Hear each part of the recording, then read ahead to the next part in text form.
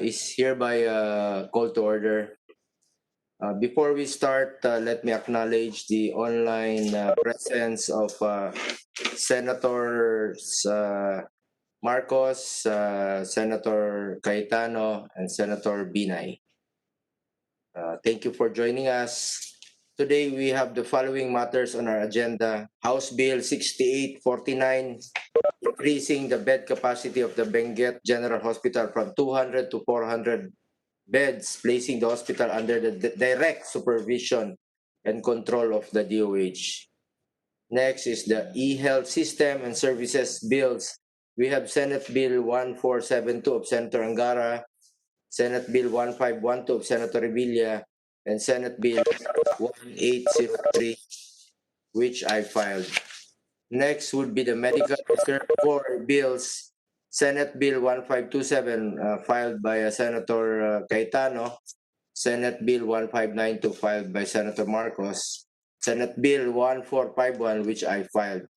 May we now request the committee secretary to acknowledge the resource persons who are with us today. Ms. Committee Secretary. Good morning to everyone.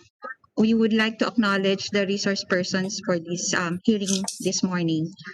We have Secretary Francisco T. Duque of DOH, Roderick Napulan of DOH. We have Kevin C., Chief of Staff of Congressman Eric Goyap, Dr. Miliar Razon Dulay, the Chief of Hospital of the Benguet General Hospital. From the Armed Forces of the Philippines, Major Hermie Pava, Philippine Army Reserve. Joe Carlos Soriano Jr. from Civil Defense Officer of National Disaster Risk Reduction Management Council. From PhilHealth, Jeannie Bernolia and Mr. Ernesto Rivera. From DICT, Director Leo Cipriano Orbistundo Jr., Attorney Omar Sana, and Attorney Frederick Espinosa. From the National Privacy Commission, Attorney Ivy Grace Villasoto. From DOST, Dr. Jaime Montoya. From the Philippine Statistics Authority, Chodoro Orteza. From UPNIH, Dr. Eva Maria Cotionco de la Paz. Dr. Raymond Sarmiento, the Director of the National Telehealth Center. We also have Ronaldo Estrella, Country Manager of Medgate Philippines. Rainier Carpio, President of Telemed Management Incorporated. To comment on both the Medical Reserve Corps bills and the e-health bills, we have from the DOH, Dr. Enrique Tayag, Dr. Mary Ruth Politico, Dr. Angeli Cagyao, Madeline Mabini, Janice Feliciano, and John Ulysses Gallo. From the DILG, we have USEC Rico Judge Echeverry.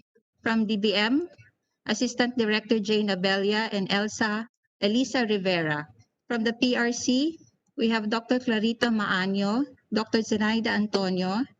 From CHED, Eugene Garcia, Celestino Millar, and from TESDAF, Celestino Millar and Attorney K. Martinez. From the LGUs, from ULAP, Jared Martin Clarianes.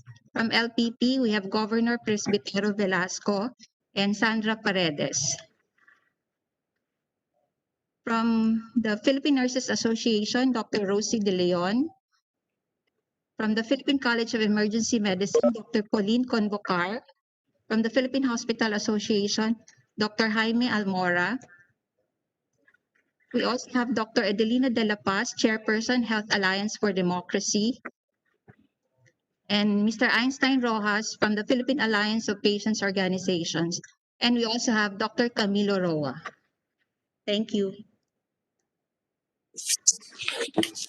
Thank you, Ms. Committee Secretary. Like any major crisis, the COVID-19 pandemic has brought devastating effects to our society. The surge of cases has caught the world off guard and its escalation has overwhelmed us. However, this crisis also gives us an opportunity to introduce policies and systems that would make us more prepared to face crisis of this nature in the future. Every single day since this pandemic started has been a learning experience for us in the government. We strive to do and be better each day, but we in government cannot do everything on our own. We need a whole of nation approach. Gusto ko pong pasalamatan muli ang ating mga healthcare workers at sa mga volunteers sa serbisyo ninyo sa bayan sa panahon ng COVID-19. Walang katumbas ang sakripisyo ninyo para malampasan natin ang pandemyang ito.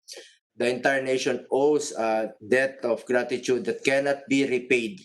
It is therefore my hope that you will not tire in helping your fellow countrymen in lending your expertise for the benefit of our country. But the reality is our medical personnel are strained by the number of COVID-19 patients, which hinders our capacity to combat the disease immediately and effectively. Thus, we urgently see the need for a medical reserve corps. In his recent State of the Nation address, the President has acknowledged the need for this measure and encouraged Congress to pass a law instituting the Medical Reserve Corps. Senators Pia Cayetano, Amy Marcos, and myself filed bills related to this measure. Particularly, my bill, Senate Bill 1451, establishes Medical Reserve Corps, which shall be composed of persons who have degrees in the field of medicine, nursing, medical technology, and other health-related fields, but have yet to their respective licenses to practice.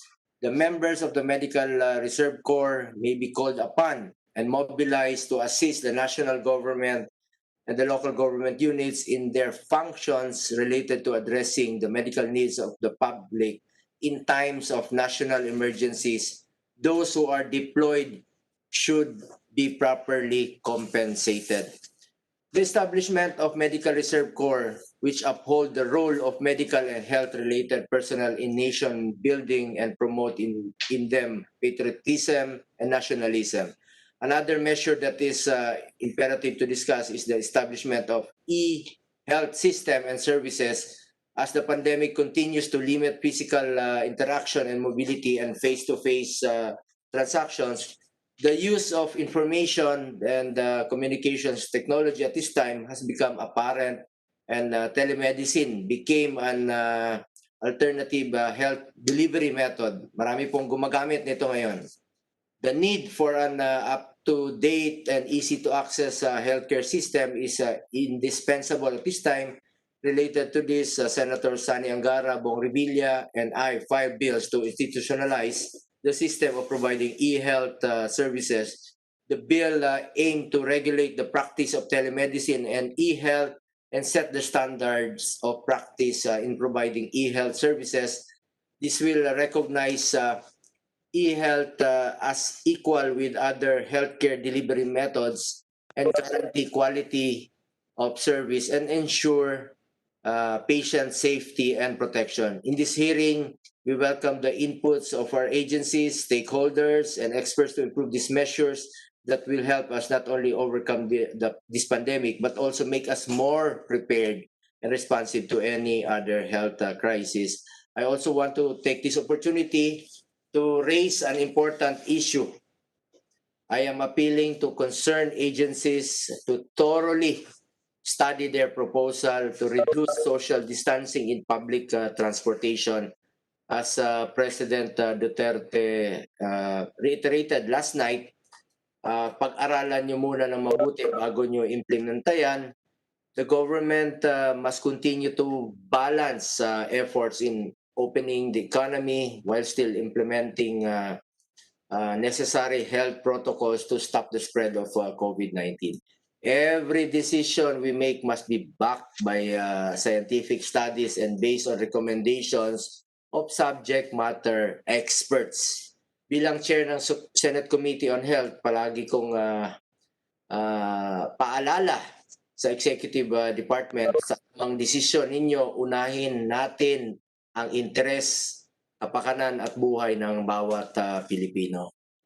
Natin madaliin dahil sa kilos natin, sa bawat kilos natin, nakataya ang buhay ng ating mamamayan, lahat naman tayo gustong makabalik sa normal na pamumuhay, but always remember that a life lost is a life lost forever. Kamakailan lang ay naisabatas ang bayanihan to recover as one act. Huwag nating hayaang masayang ang pinaghirapan natin noong nakaraang buwan. Huwag uh, rin natin hayaan masayang ang pondo ng bayan, lalo na sa contact tracing. Naglaan po tayo ng pondo dito. Kung mas kakalat naman ang sakit sa public transport, kawawa ang maliliit na Pilipino. Yung mga mahirap at pinaka nangangailangang lumabas ng bahay para magtrabaho at mabuhay. Back to scratch na naman tayo. Dahil maapektuhan yung pinaka-vulnerable, yung mga pinipilit nating lumabas para magtrabaho. According to DILG Secretary Anyo and NTF Chief Implementer Charlie Galvez, they will discuss this again in the IATF meeting today before they give their final recommendation. Dapat pag-aralan at pag-usapan niyo pong mabuti ito. I also appeal to the general public for their patience and to remain vigilant, cooperate with authorities, and comply with health protocols, and continue to show compassion to each other. Huwag natin baliwalayin ang mga simpleng patakarang ito na makapagliligtas ng buhay ng kapwa nating Pilipino.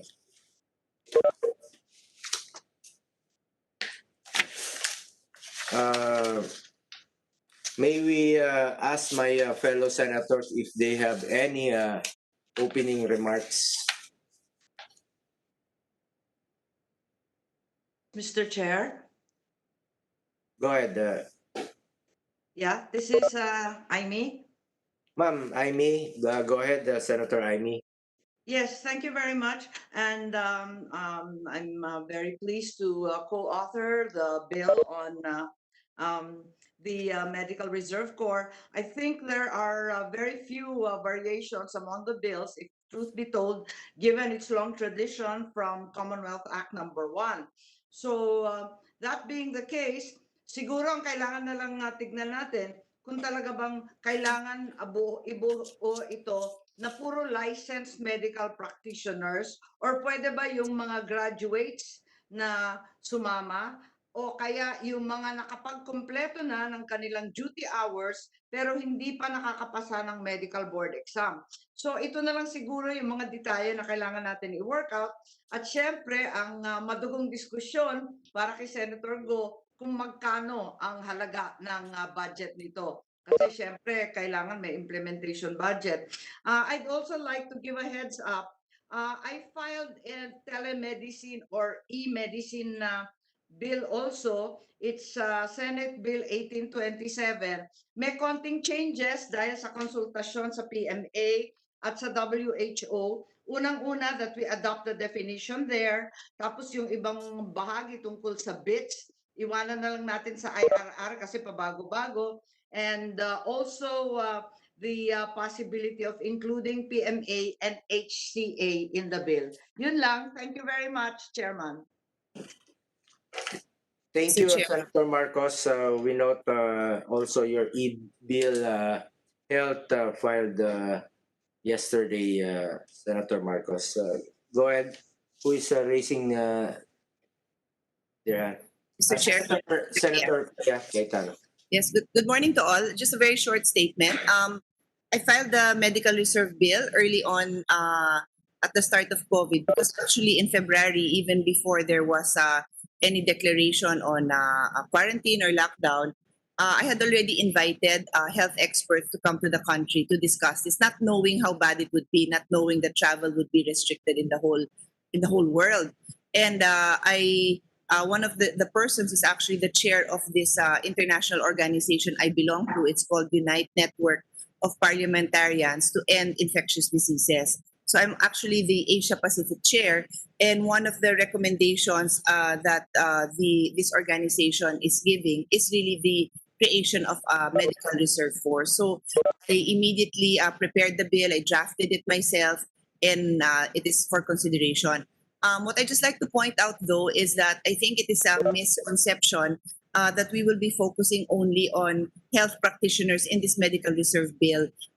Addressing a pandemic like this or any future crisis requires the participation of the whole of society. So you do not have to be a scientist, you do not have to be in the health field to actually become a member of the medical reserve. You would need encoders, you would need IT people, you would need people on the ground, students from all kinds of backgrounds to make this work. And I do agree that compensation has to be is also a factor, but we also have to consider that this is also in line with the president's call on the volunteerism frame of mind, no? So the idea really is here is that you keep them in top shape so that when they are needed, they can go out in the field. And siguro may token naman talaga yon. But obviously, pag nandun na, kumbaga, quote-unquote, gera na, syempre dapat maganda naman ang compensation. But in the meantime, you apply to be a member of the reserve because you're proud to be able to serve your country. It's not really intended to be a major, what do you call this, financial burden on the part of the country to include these medical reserves. It is an honor, I think, to be a member of the medical reserve. Now, of course, we have to put budget into the training that goes into it para naman pag kinailangan na sila, ready sila because pinaghandaan ng gusto. They were given the resources they need, the support they need to really train. So that is the essence of the bill that I prepared, Mr. Chair, and I look forward to also hearing the resource persons give their comments about it. Thank you. Thank you, Senator Pia. We take note of your recommendation to include non-medical personnel like data encoders. Any senator making their opening statement? Before we move forward, let me reiterate to our research persons, please put your microphones on mute so we can have an orderly discussion. If you wish to be recognized, please click the raise hand button on WebEx and wait to be recognized. For my fellow senators, anytime you have questions and manifestations, just feel free to interject. Okay, let's to start off. Let us hear the opening statement of Secretary Duque of the Department of Health. Thank you. You may give your opening statement, Secretary Duque, and of course, kindly take note of my statement earlier regarding the public transport. And I know you are carefully studying this matter or this issue. Thank you very much, Mr. Chairman. The Honorable Chairperson, Senator Christopher Lawrence Bongo, Senator Pia Cayetano, Senator Amy Marcos, and Senator Nancy Binay, and to the members of this committee and distinguished guests, my fellow DOH team joining us today, a pleasant morning in behalf of the DOH. It is fortunate that we are having this public hearing to discuss the improvement of the Benguet General Hospital, the establishment of the Medical Reserve Corps, or MRC, and the institutionalization of the National e-health system. These health measures will significantly improve the delivery of health services in the country and allow us to progress further into our goals for universal health care, especially as we face a global pandemic. The increased bed capacity of Benguet General Hospital is indeed a timely measure that will improve the accessibility of health services in Benguet and its nearby provinces such as Ifugao, Mountain Province, and Ilocos Sur. The DOH supports these measures and the renationalization of the Benguet General Hospital and will collaborate with the stakeholders to ensure its proper facilitation. The department also supports the passage of the Medical Reserve Corps. This is a SONA priority bill of President Rodrigo Roa Duterte which will mobilize and augment frontline health workers to assist the national and local government response in times of states' public health emergency, such as this COVID-19. The DOH also affirms the urgent need for e-health to deliver cost-efficient and sustainable interventions towards an integrated and comprehensive approach to UHC. The COVID-19 pandemic intensifies the urgent need to establish e-health. We believe that use of telemedicine could help bridge service delivery gaps and bring the necessary healthcare to our people and save lives, especially for our kababayan in medically unserved and underserved areas, in particular geographically isolated and disadvantaged areas or GIDA. The DOH appreciates all the support for the passage of this health legislation that will improve the health service delivery in our country, and we offer our continued technical support to further enhance the said measures. Sa puntong ito po, maraming salamat at mabuhay tayong lahat. Maraming salamat po, Ginoong Chairman and members of your committee.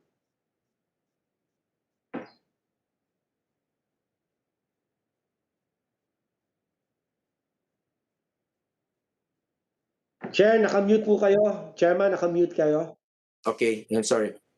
First item in our agenda is the renationalization of the Benguet General Hospital. May we recognize the representative of Congressman Eric, and then afterwards, Dr. Melia Razon Dulay, Chief of Hospital. Go ahead, Mr. Kevin C. Morning, everyone, to our honorable chairperson of this committee, Senator Christopher Lawrence Bongo, and to all honorable members present at today's meeting. Good morning. The proponent of House Bill number 6849, Congressman Eric Yap, would like to send his apologies as he won't be able to attend this meeting. He is currently presiding over two meetings of the Committee on Appropriations, holding two simultaneous meetings at the moment. Budget briefings is the moment. It is the fervent wish of the Congressman to see this bill enacted to a law, and he extends his gratitude to the third chairperson and the members of the committee for this opportunity. Benguet General Hospital is a provincial hospital situated in a municipality of La Trinidad, and it runs as an economic enterprise, but it has been exhausting the budget of the provincial government for the subsidies to operate and maintain the hospital.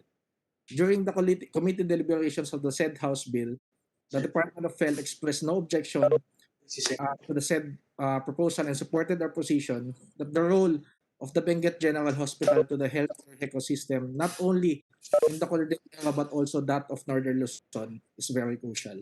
Also, Mr. Chair, kindly allow us to put on record that under Section 4 of House Bill number 6849, which reads, the DBM, in consultation with the DOH and the provincial government of Benguet, shall determine the cost of the nationalized functions relative to the operations of the Benguet General Hospital from its current internal revenue allotment, and thereafter cost allocation of the same to the DOH chargeable against the era of the provincial government of Benguet.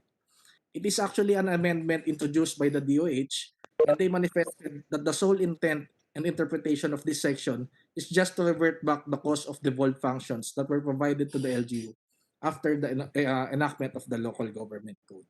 And thank you very much, everyone. Thank you, Mr. Chair, to the honorable members. Thank you for this opportunity and good morning. Thank you, Mr. Kevin C. Next is Dr. Amelia Razon Dulay, Chief of Hospital of the Benguet General Hospital.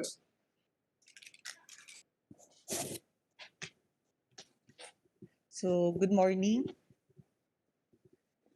Good morning to our Chair, Senator Bongo. So, the Benguet General Hospital is a 150 bed capacity. This is implementing bed capacity, which is operated under the province of Benguet, but operating as an enterprise. At present, our subsidy every year is increasing. It takes about 5% of the ERA of the province of Benguet.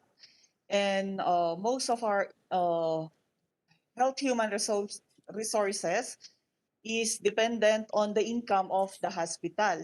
And then more of the additional HRH to complement the required DOH health personnel based on the standards are more on contract of service that is being also complemented by the local government unit of the province.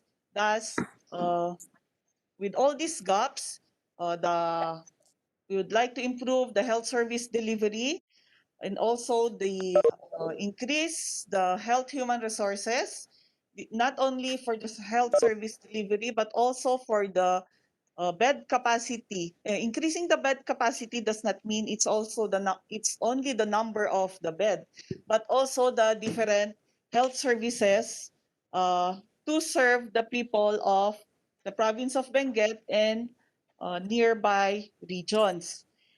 We would like also, aside from the increasing of the bed capacity during this pandemic, it was challenge to us that the hospital don't have the isolation unit which is needed at this time. So to be included in the bed capacity will be the infectious disease facility that will be used for the emerging and re-emerging diseases of which we are now in this pandemic time. So hopefully, we would like to thank those supporters, those who filed this bill. Thank you very much, and hopefully this will be approved. Thank you po. Salamat. May we now hear the position of the DOH on this matter? Dr. Rod Napulan of DOH.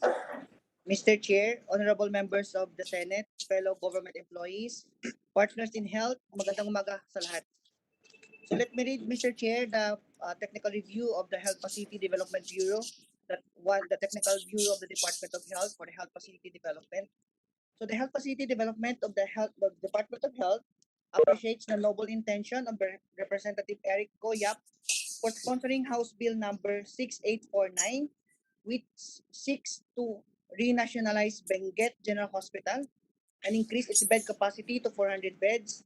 And of course, for Senator Amy R. Marcos for sponsoring Senate Bill number 1605, which seeks to increase the bed capacity from 200 to 400 beds and upgrade the said hospital. Based on the 2-year hospital statistics from 2018 to 2019, the average bed occupancy rate of Benguet General Hospital is around 88 to 89%, with an authorized bed capacity of 150 beds. Utilizing the bed occupancy rate of 80 to 85% as a standard indicator for efficiency, vis-a-vis with the hospital resources, the appropriate bed capacity is around 156 beds. In terms of the outpatient visits, an increase of 13% was noted from 97,000 OPD visits in 2018 to 109,000 OPD visits in 2019. Relative to this, the DOH recommends an increase in bed capacity should be implemented consistently with the hospital development plan. Regarding the proposed renationalization of the Benguet General Hospital from local government unit to the Department of Health, we support the measure provided that the criteria are met. Expressed intent of the LGU to give up its authority over the particular health facility, including its assets, human resources, buildings, grounds, records, and equipment to the national government, then address the Secretary of Health and course through the corresponding Department of Health, Center for Health, or regional office. Sangguniang resolution justifying and explaining details of transfer of authority and with supporting resolutions from the local health board and the local development council. And lastly, information on the health facilities condition, situational analysis of the catchment area, financial and other records, showing difficulty in providing resources and records of interventions, strategies and activities the LGU had undertaken. Moreover, Section 4 and Section 5 should need be harmonized in the House Bill number 6849 in order to avoid confusions. Just to reiterate, budgetary requirements of the upgrading and future expansions of the hospital shall be charged to the General Appropriations Act, while the current and succeeding internal revenue allotment of the Benguet province shall be utilized for the initial operation budgetary requirements as reflected in Section 4. The recommendations presented above shall complement the implementation of the Universal Health Care Act aligned with the Philippine Health Facility Development Plan. The service capability and capacity of the hospital shall be consistent to its hospital development plan, considering the availability of facilities in the area, human resources for health, catchment population, and its disease burden. Respectfully submitted, Mr. Chair, and will submit our signed position paper once approved by the Secretary of Health and the EXECOM. Thank you, Mr. Chair. Salamat, Dr. Rod. We take note of the position of the DOH. With that, House Bill 6849 is hereby approved. Mr. Chair, Mr. Chair, Yes, go ahead. Mr. Chair, just Senator Binay. yes, just a few questions, Mr. Chair, but tayo po ay sinusuportahan natin itong pag-increase ng hospital beds for Benguet. Lalo na, alam niyo naman ho, tayo ay anak ng Norte katulad ni Senator Aimee. Just a few questions, Mr. Chair. Go ahead, Senator Binay. Thank you. Thank you, Mr. Chair. Tatanong ko lang ho sana kasi may nilaan ng mga kondisyon ng DOH. Nasa na ho tayo dun sa compliance nito? Mr. Chair, if I may be acknowledged, please. Go ahead. Mr. Chair, we actually prepared all the documents even nung nasa Congress pa lang po yung House Bill, and we are ready to submit it at any time. We have the Sangguniang resolutions and the Health Board resolutions and everything document that was requested by Dr. Napulan from the DOH, and we will be ready to submit it as soon as possible. Okay, thank you. And more or less, magkano ho ba magiging budgetary requirements natin? Because I think, alam naman natin si Mr. Chair, I'm sure mapapasa natin within the year itong pag-increase ng bed capacity for Benguet General Hospital. At tayo ngayon ay nasa budget season. Maganda tingnan kung by next year ba masasama to dun sa hiningi ng DOH. So more or less, magkano yung kakailanganin niya? Mr. Chair, may I, with your indulgence, may I request Dr. Adolay to please respond to the question. So with our existing bed capacity, that is the authorized 150 capacity, we have a total budgetary of 281 million. But with the computed salary for 400 bed capacity, the PS only amounts to 900 million. This is based on the salary grade 15 for the nurses and also for the other budgetary for health human resources. But we cannot present the exact amount for now because based on our development fund, our development plan, medyo may mga increase sa mga budget natin. So this includes the infrastructures, equipping, and also the HRH. So as of now, the main building that we are proposing for an increase is amounting to 1 billion. And then we have a 900,000 for the health human resources, including the benefits. So I think initially to fund for this is aabot po tayo ng mga 3 billion kasi for the equipping, for the mostly infrastructure, for we know as of now talagang maliit po yung hospital natin. So ma'am, if ever ho next year ang kakailanganin nyo is 3 billion? That will be the initial since yung mga mostly we will deal with the infrastructures, yung mga rooms, mga hospital buildings, ganun po ma'am. Sige. And then Thank you po. later on, Yes po. Yes, go ahead, go ahead.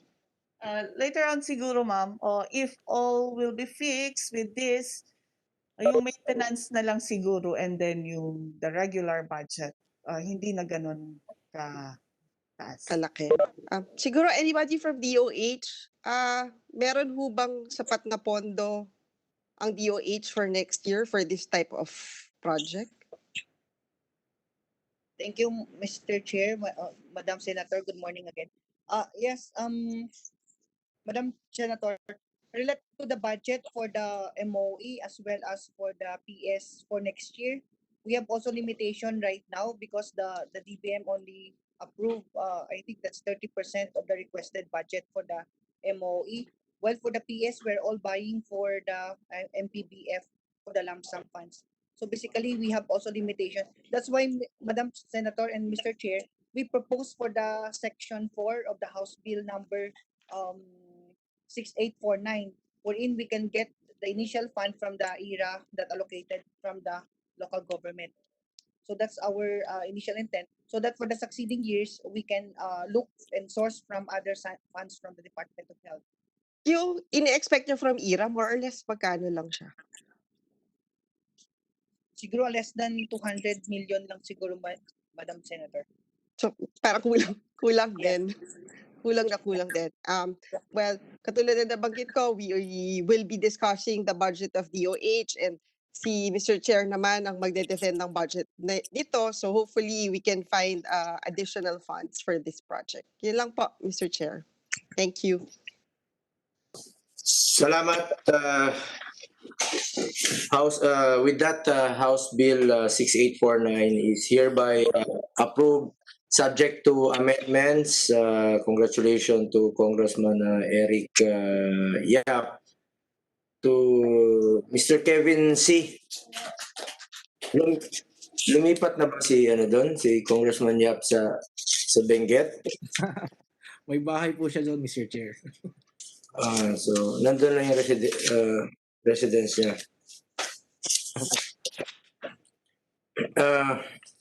Let us now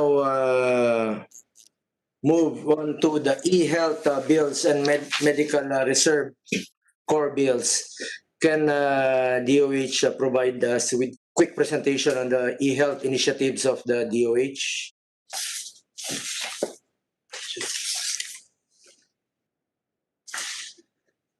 Dr. Tayag, may we hear from you?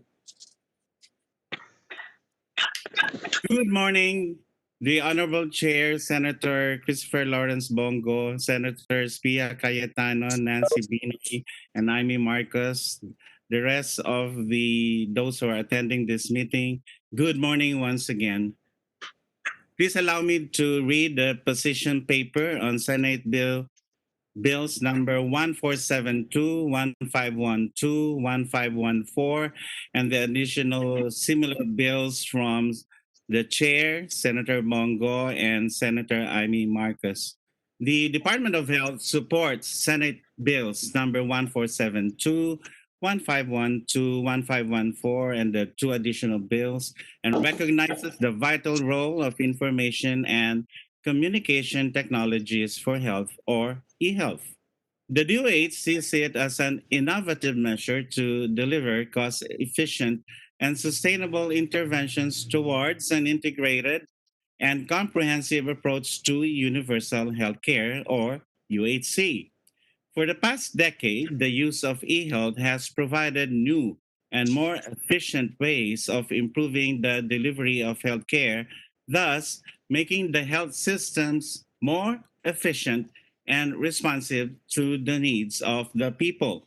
Under the Accelerating Human Capital Development pillar of the Philippine Development Plan 2017 to 2022, investment on e-health has been identified as one of the key cross-cutting strategies that improve nutrition and health for all. Moreover, under the governance in health and service delivery pillars of the department's Formula One Plus for Health policy and its strategic framework, e-health is recognized as a strategic intervention in generating evidence-based information towards health policy development, decision making, program planning and implementation, and the institution of transparency and accountability measures at all levels.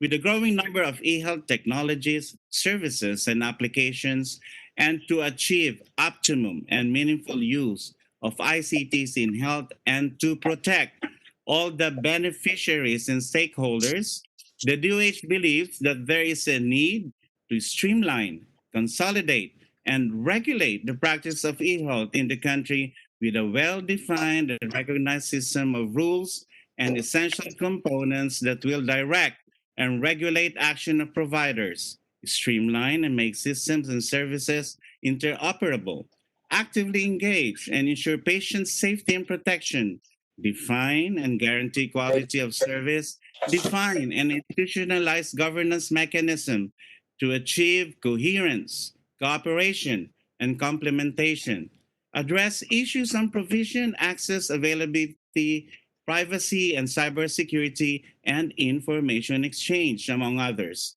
support research, development, and innovation, avoid duplication among e-health services and efforts among government agencies with the private sector, establish the critical infrastructure, and define a budget to finance and sustain it.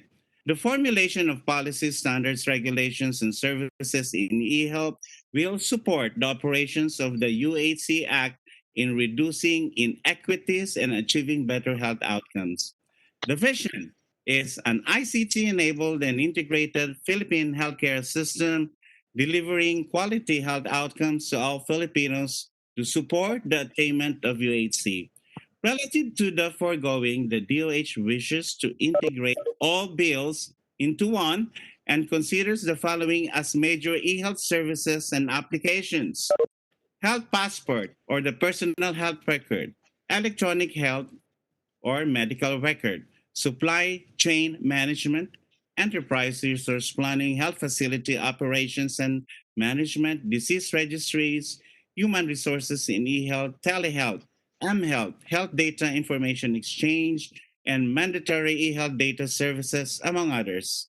Lastly, the DOH has already reconciled the provisions of this proposed health bill with that of the implementing rules and regulations of the UHC Act to ensure that there are no redundant provisions. On this note, nonetheless, the DOH absolutely welcomes the support from an enabling law to help implement effectively the country's national health agenda. Respectfully submitted, Mr. Chair. Marami pong salamat. Magandang umaga.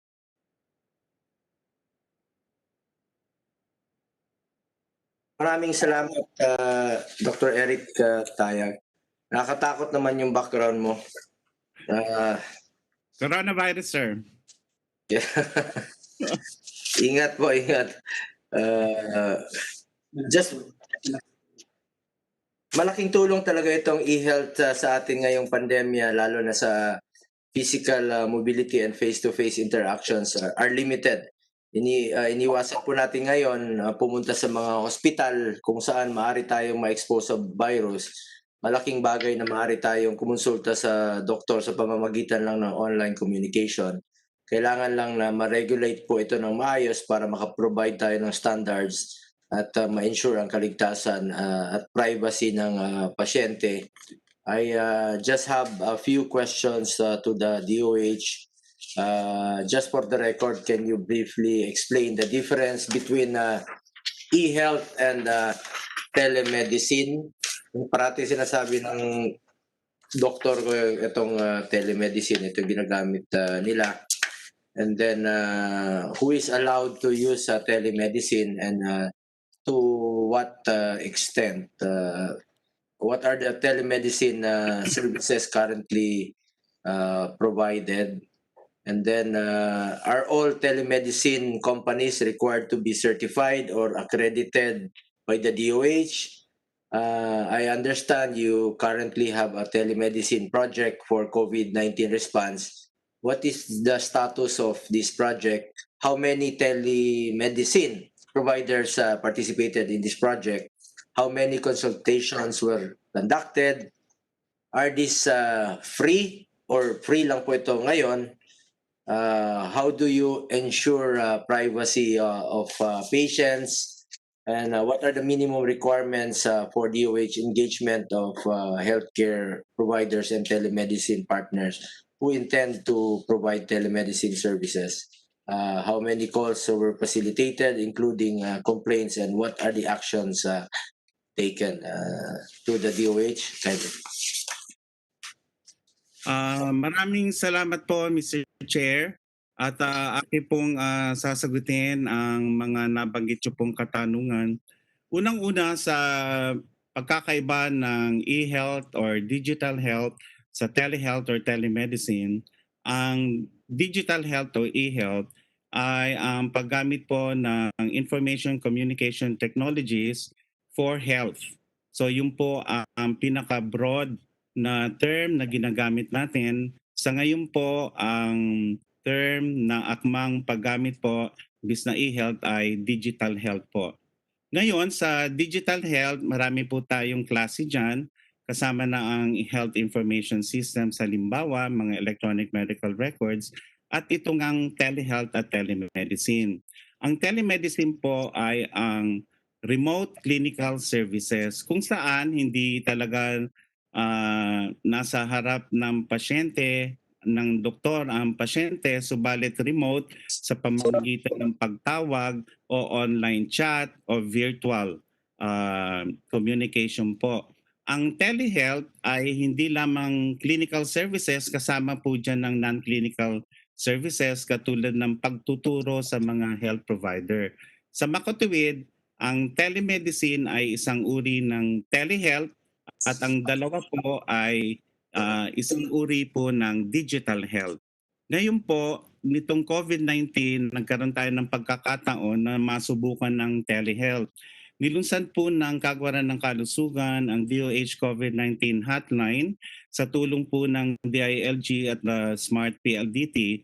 Nung una po, Mr. Chair, tumatanggap lang kami ng tawag sa publiko at humingi sila ng informasyon tungkol sa COVID-19.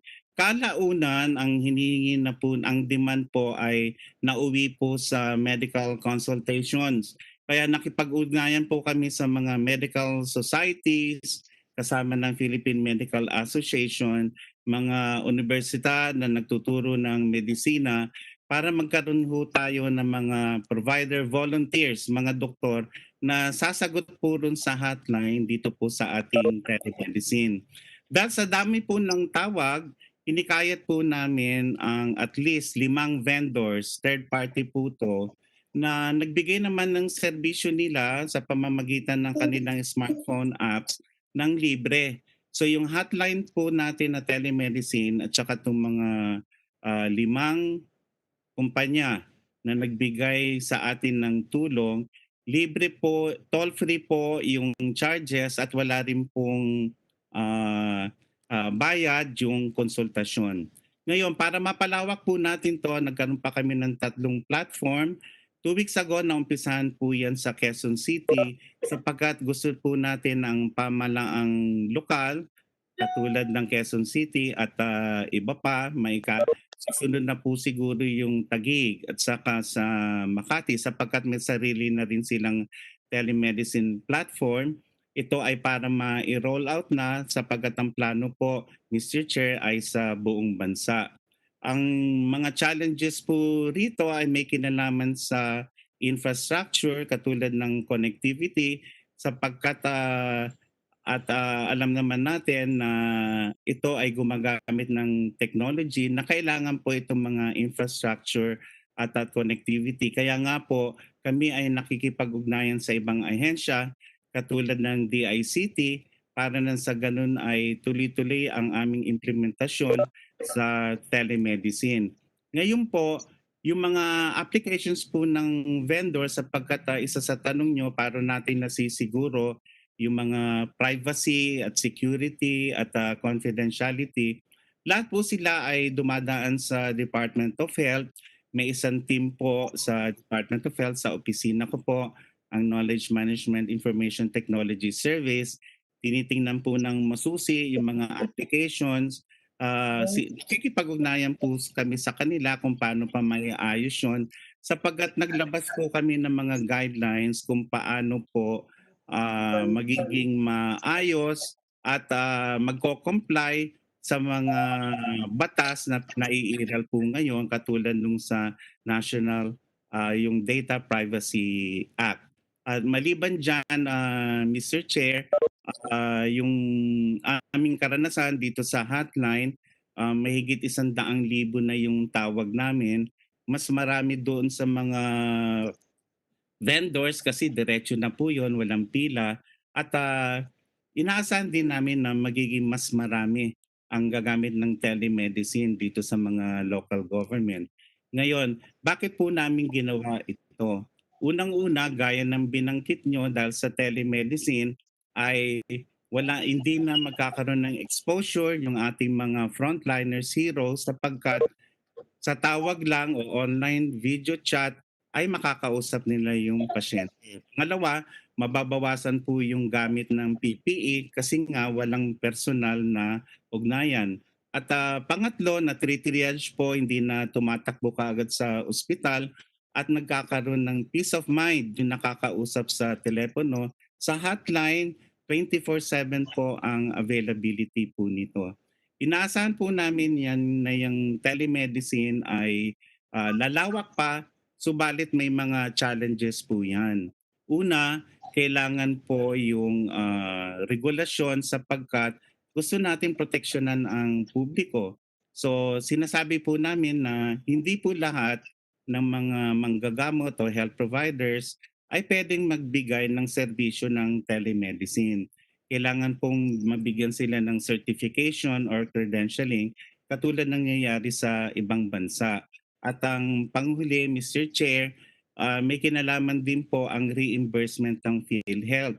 Kaya kami ngayon ay nakikipag-ugnayan na sa PhilHealth para na sa ganun ay makonsidera po nila itong mga telemedicine services bagamat ngayon ay nagko-complement lang sa ating COVID-19 response. Sa hinaharap po, ito po ay magiging streamlined at magiging major player po sa pagbibigay natin ng serbisyo sa ating pong mga kababayan. Maraming salamat po, Mr. Chair. Maraming salamat, Dr. Tayag. May we now hear the position of and inputs of other agencies and stakeholders on e-health. Let's start with the DICT. Director Leo Cipriano Orbistondo Jr.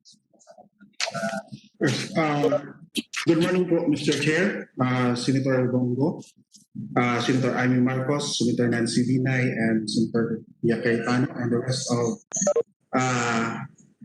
the members of this committee right now, and those who are attending. In behalf of our Secretary, Secretary Gregorio Bingunasan II, the DICT supports your cause po. This was reference to the committee request for the DICT to comments and suggestions on the following bills. For the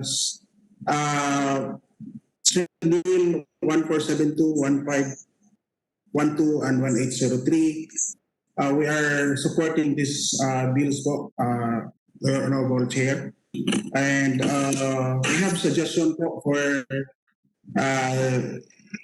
our positions po na due to submission to your office, Mr. Senator.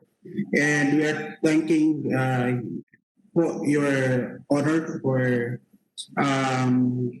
inviting us, our secretary. Thanks. Thank you for inviting us po for being part of this endeavor. And hopefully we can submit our position paper today or tomorrow. Thank you. Salamat, Dr. Leo. May we now hear from PhilHealth, Senior Manager Jeannie Bernolia. Good morning, Mr. Chair, members of the committee of the Senate. PhilHealth is actually expressed no objection to the reserve bills and reserve and e-health bill, particularly Senate Bill numbers 1472E, 1512E, 1527, 1592, and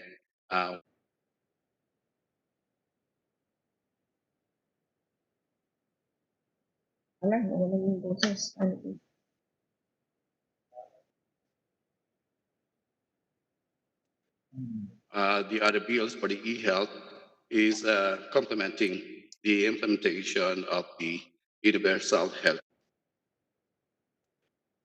To request that the PhilHealth be given a time to submit its official position paper after it's been signed by our president. Thank you, Mr. Chair. Salamat. Next is Dr. Jaime Montoya of the DOST.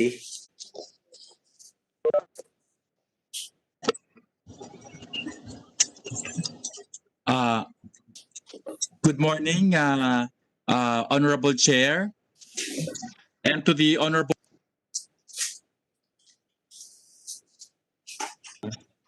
I'd like to read, if it's all right, the position paper of the Department of Science and Technology regarding Senate e-health bills, establishing the Philippine e-health Senate Bill numbers 1472, establishing the e-health in support of universal health care. The National Coordinating Body for Health Research, and as co-chair to the National e-Health Technical Working Group, would like to present our comments for your consideration. E-health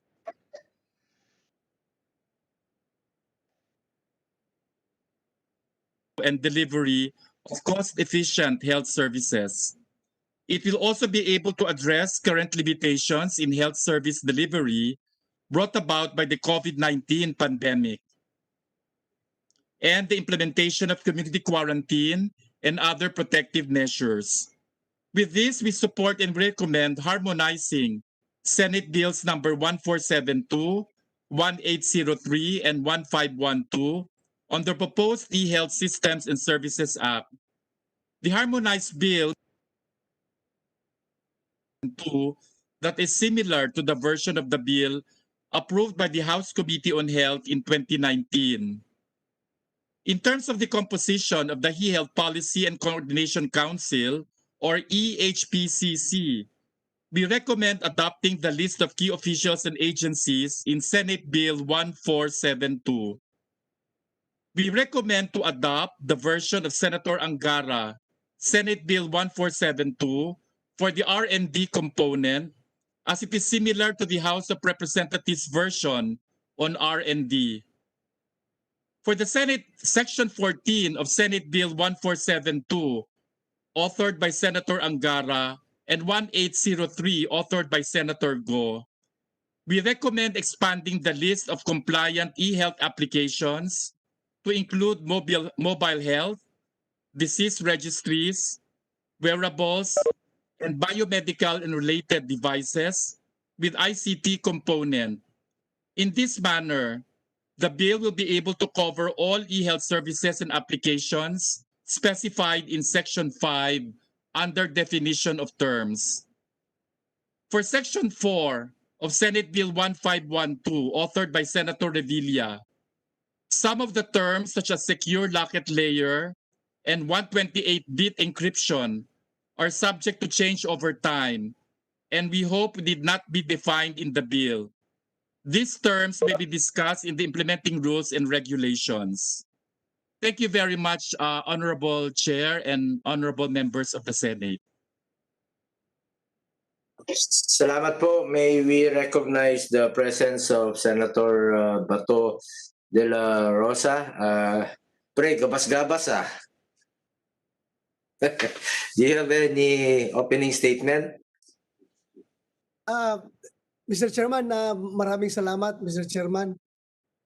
Dalawa kami ni Senator Amy Marcos. Gabas-gabas. Yes, sir. Lipat-lipat sa kabila. Ako din, punta rin sana ako doon sa kanina. Hindi ako Ngayon, antay ka. Ang problema ko, isa lang. Yes, sir. Sorry, sir. Isa lang ang computer ko. Pwedeng magabas-gabas. Chairman ko dito. Kailangan aswang. Dito po kay Bato, gabas-gabas yan siya.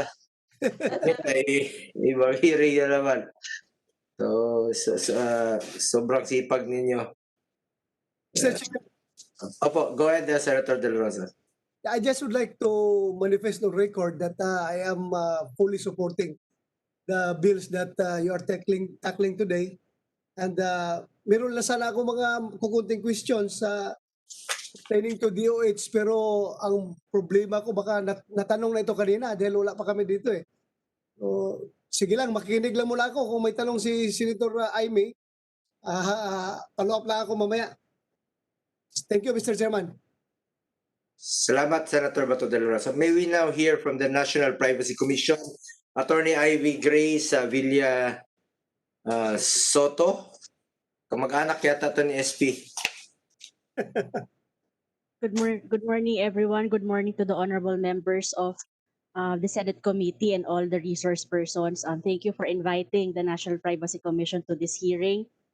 The COVID-19 pandemic has really underscored the urgent need to adopt and integrate ICT solutions in the way the health sector is currently operating. As also mentioned in our Universal Healthcare Act, there should be a framework that fosters a whole of system, whole of government, and whole of society approach in the development, implementation, and monitoring of our health policies and programs, so that all Filipinos are provided with access to a comprehensive set of quality and cost-effective health services. So with this, we really need a concrete basis for encouraging and enabling e-health systems, innovation and investment in ICT infrastructure for the health sector, adoption of international standards, leading eventually to the effective use of e-health systems that are secure, interoperable, and of course designed with data privacy as a key consideration. We support the enactment of these bills on e-health. The NPC is committed to provide the necessary assistance for the further improvement of the same. Mr. Chair, we will be providing our comments on the specific language of the various bills within the day, sir. Thank you very much. Salamat, Attorney Grace. Next is... Mr. Chair, may I go- just pose some questions to Attorney Grace? go ahead, Senator Jaime. Yes, I filed the bill late because I had some concerns about the penal provisions. So in my version, what I did, I deleted the criminal sanctions and instead referred directly to the data privacy law itself. Because I felt that the Telemedicine or E-Medicine Act had to conform with data privacy. So sa palagay ninyo, is that a better way of handling the penal provision so that when there are changes in the data privacy law, susunod na rin yung e-medicine? Anong tingin Yes. ninyo? Yes, Mr. Chair, Madam Senator. Yes, this is also our comment to the bill of Senator Revilla. Okay. Yes, because he also listed down the punishable acts under the DPA in his bill. Correct. So we believe it's no longer necessary. So we just make Yun a na nga. reference. Yes, So yes, that Madam it's Chair. verbatim naman from the Yes, data yes. privacy, just lift it na lang and say the data privacy so that you don't have to double up in case of future amendments. The Yes. other thing that I included was the need for an e-signature so that it's not in complete violation naman of the data privacy. I added an e-signature in lieu of the actual signature for confirmation of the identity and the consent of the patient. I think this is also the same direction being followed by our chairman, Senator Go, who has really initiated the e-governance policies. So siguro, lagyan natin ng e-signature para another way also of providing consent and complying still with the data privacy. Thank you, Mr. Chair. That will be all. Salamat, Senator Jaime. May we now hear from the Philippine Statistics Authority, Mr. Teodoro Orteza.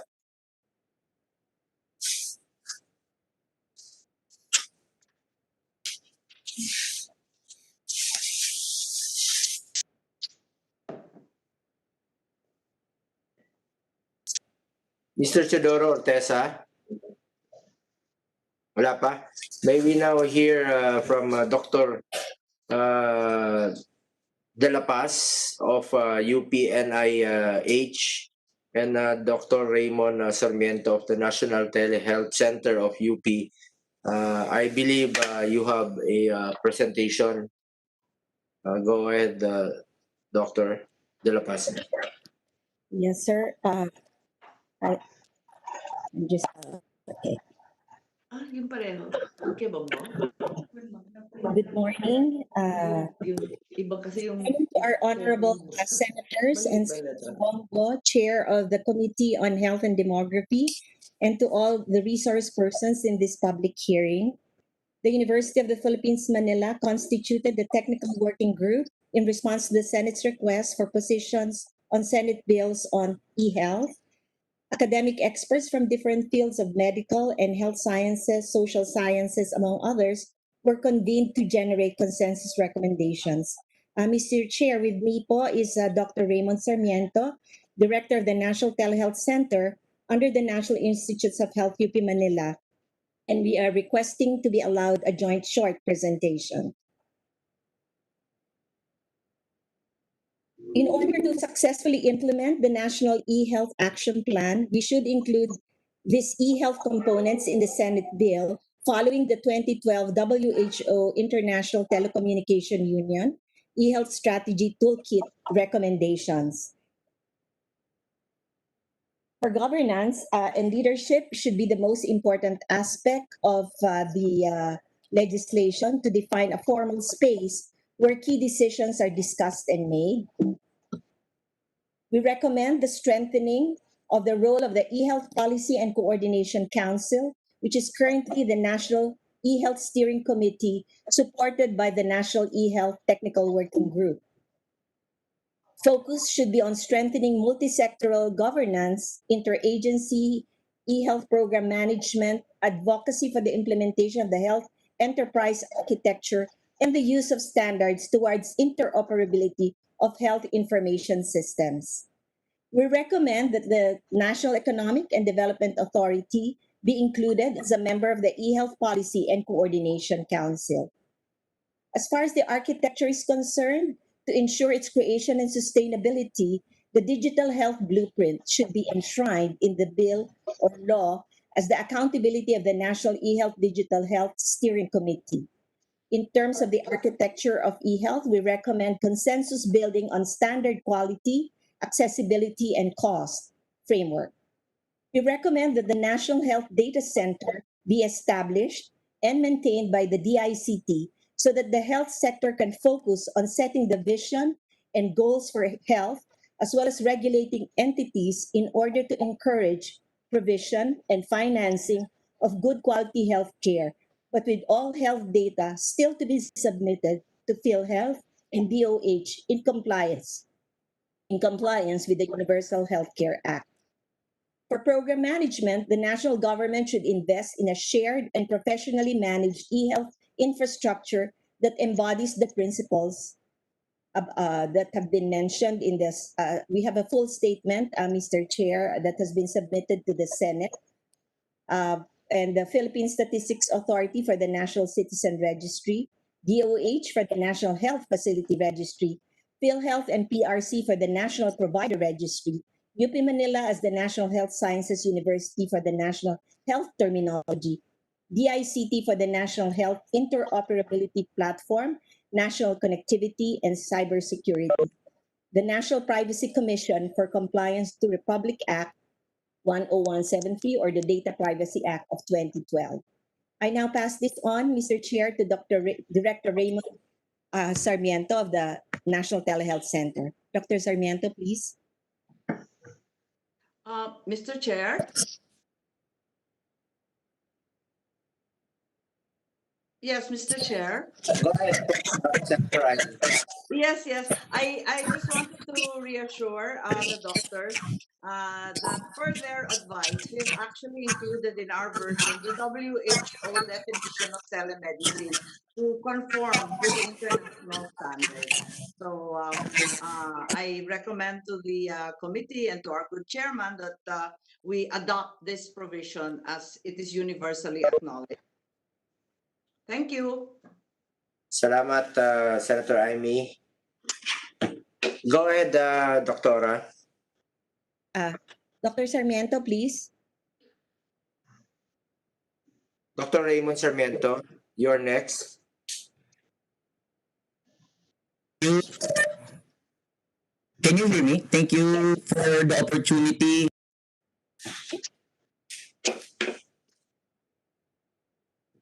As I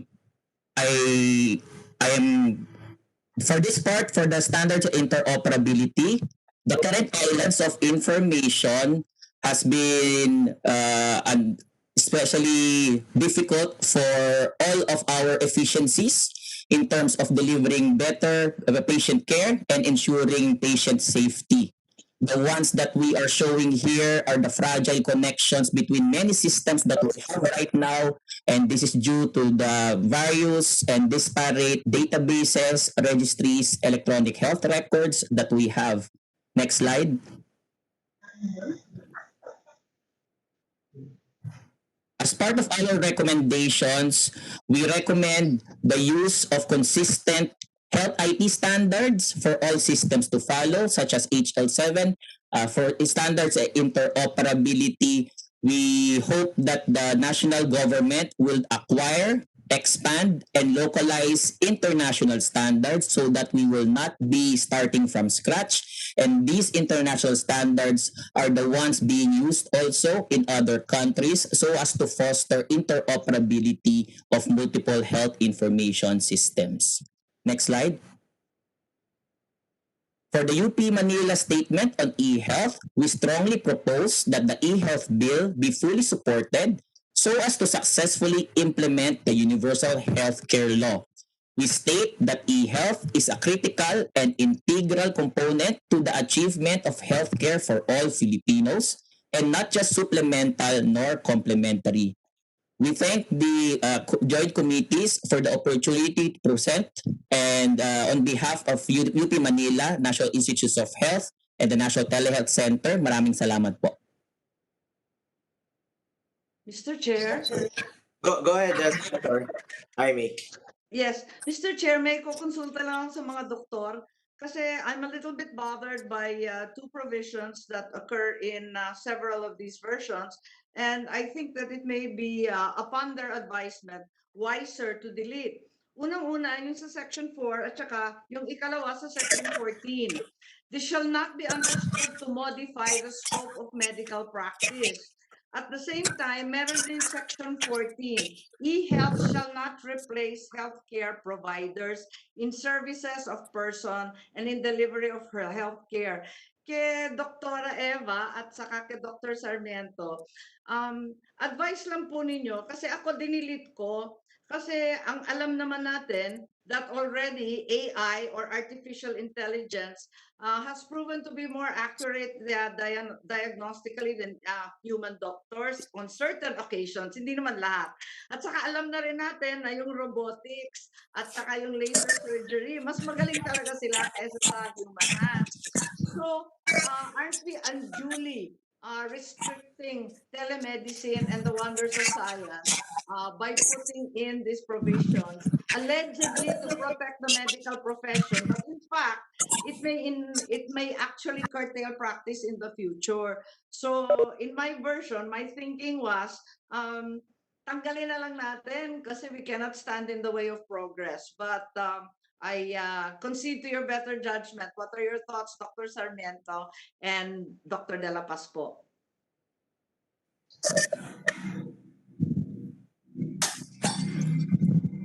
Salamat. Next is Dr. Iris Tiele Isip Tan of the UP College of Medicine. Ngayon natin si PSA na lang, ready na siya. Balikan natin si Dr. Mr. Teodoro Orteza of the Thank you very much, Mr. Chair. Allow me to read the position paper of the Philippine Statistics Authority. The Philippine Statistics Authority, as the major statistical agency in charge of collecting, processing, documenting, and archiving general purpose statistics, including data on health and nutrition statistics, support the e-health bills to Darling. set the standards of practice and implement a mechanism for individuals and entities providing e-health services. Being the central authority on statistics in the country, the PSA takes the lead in the conduct of national surveys, such as the conduct of the National Demographic and Health Survey, which provides information on fertility preferences, family planning, childhood mortality, maternal and child health, knowledge and attitudes regarding HIV/AIDS and violence against women. These indicators are essential for monitoring and evaluation of population and health programs and policy making and program planning towards development. It also addresses health and nutrition data requirements of the Philippine Development Plan for the 2017 and 2022, including the country's commitment to the UN Sustainable Development Goals. The PSA also spearheaded the formulation of the Philippine Statistical Development Program from 2018 to 2023. Its formulation underwent a rigorous process that started with the issue and challenges, situational analysis of each PSDP sector, followed by a review and formulation of priority statistical development programs following the Philippine Development Plan, the DOH National Objectives for Health, as well as the Philippine Plan of Action for Nutrition, and other local and international commitments. In fact, Chapter 9 of PSDP provides the plan for health and nutrition statistics. The health and nutrition data components are concerned with the generation of statistical information on health and nutrition status, health and nutrition resources, and health and nutrition services. In relation to the use of information and communications technology in the Philippines, results of the 2019 Annual Poverty Indicator Survey conducted by the PSA asked households for the presence of household conveniences or devices in working condition. The results showed that cellular phone was the most common household convenience or device which was present in 90% of Filipino homes, followed by the television set, washing machine, refrigerator, and motorcycle or a tricycle. So the PSA therefore advocates the passing of e-health bills to establish an integrated Philippine healthcare system towards better quality of life for all Filipinos. It converges with the PSA management and coordination with the Philippine statistical system to continually provide quality statistics relevant to national development as identified in the PDP and towards the shared long-term vision for the Filipinos, the realization of Ambition Natin 2040. Thank you very much, Mr. Chair. That's all. Next is Rainier Carpio of Telemed Management. Mr. Chair, thank you very much for inviting us, and good morning to all the other senators in attendance.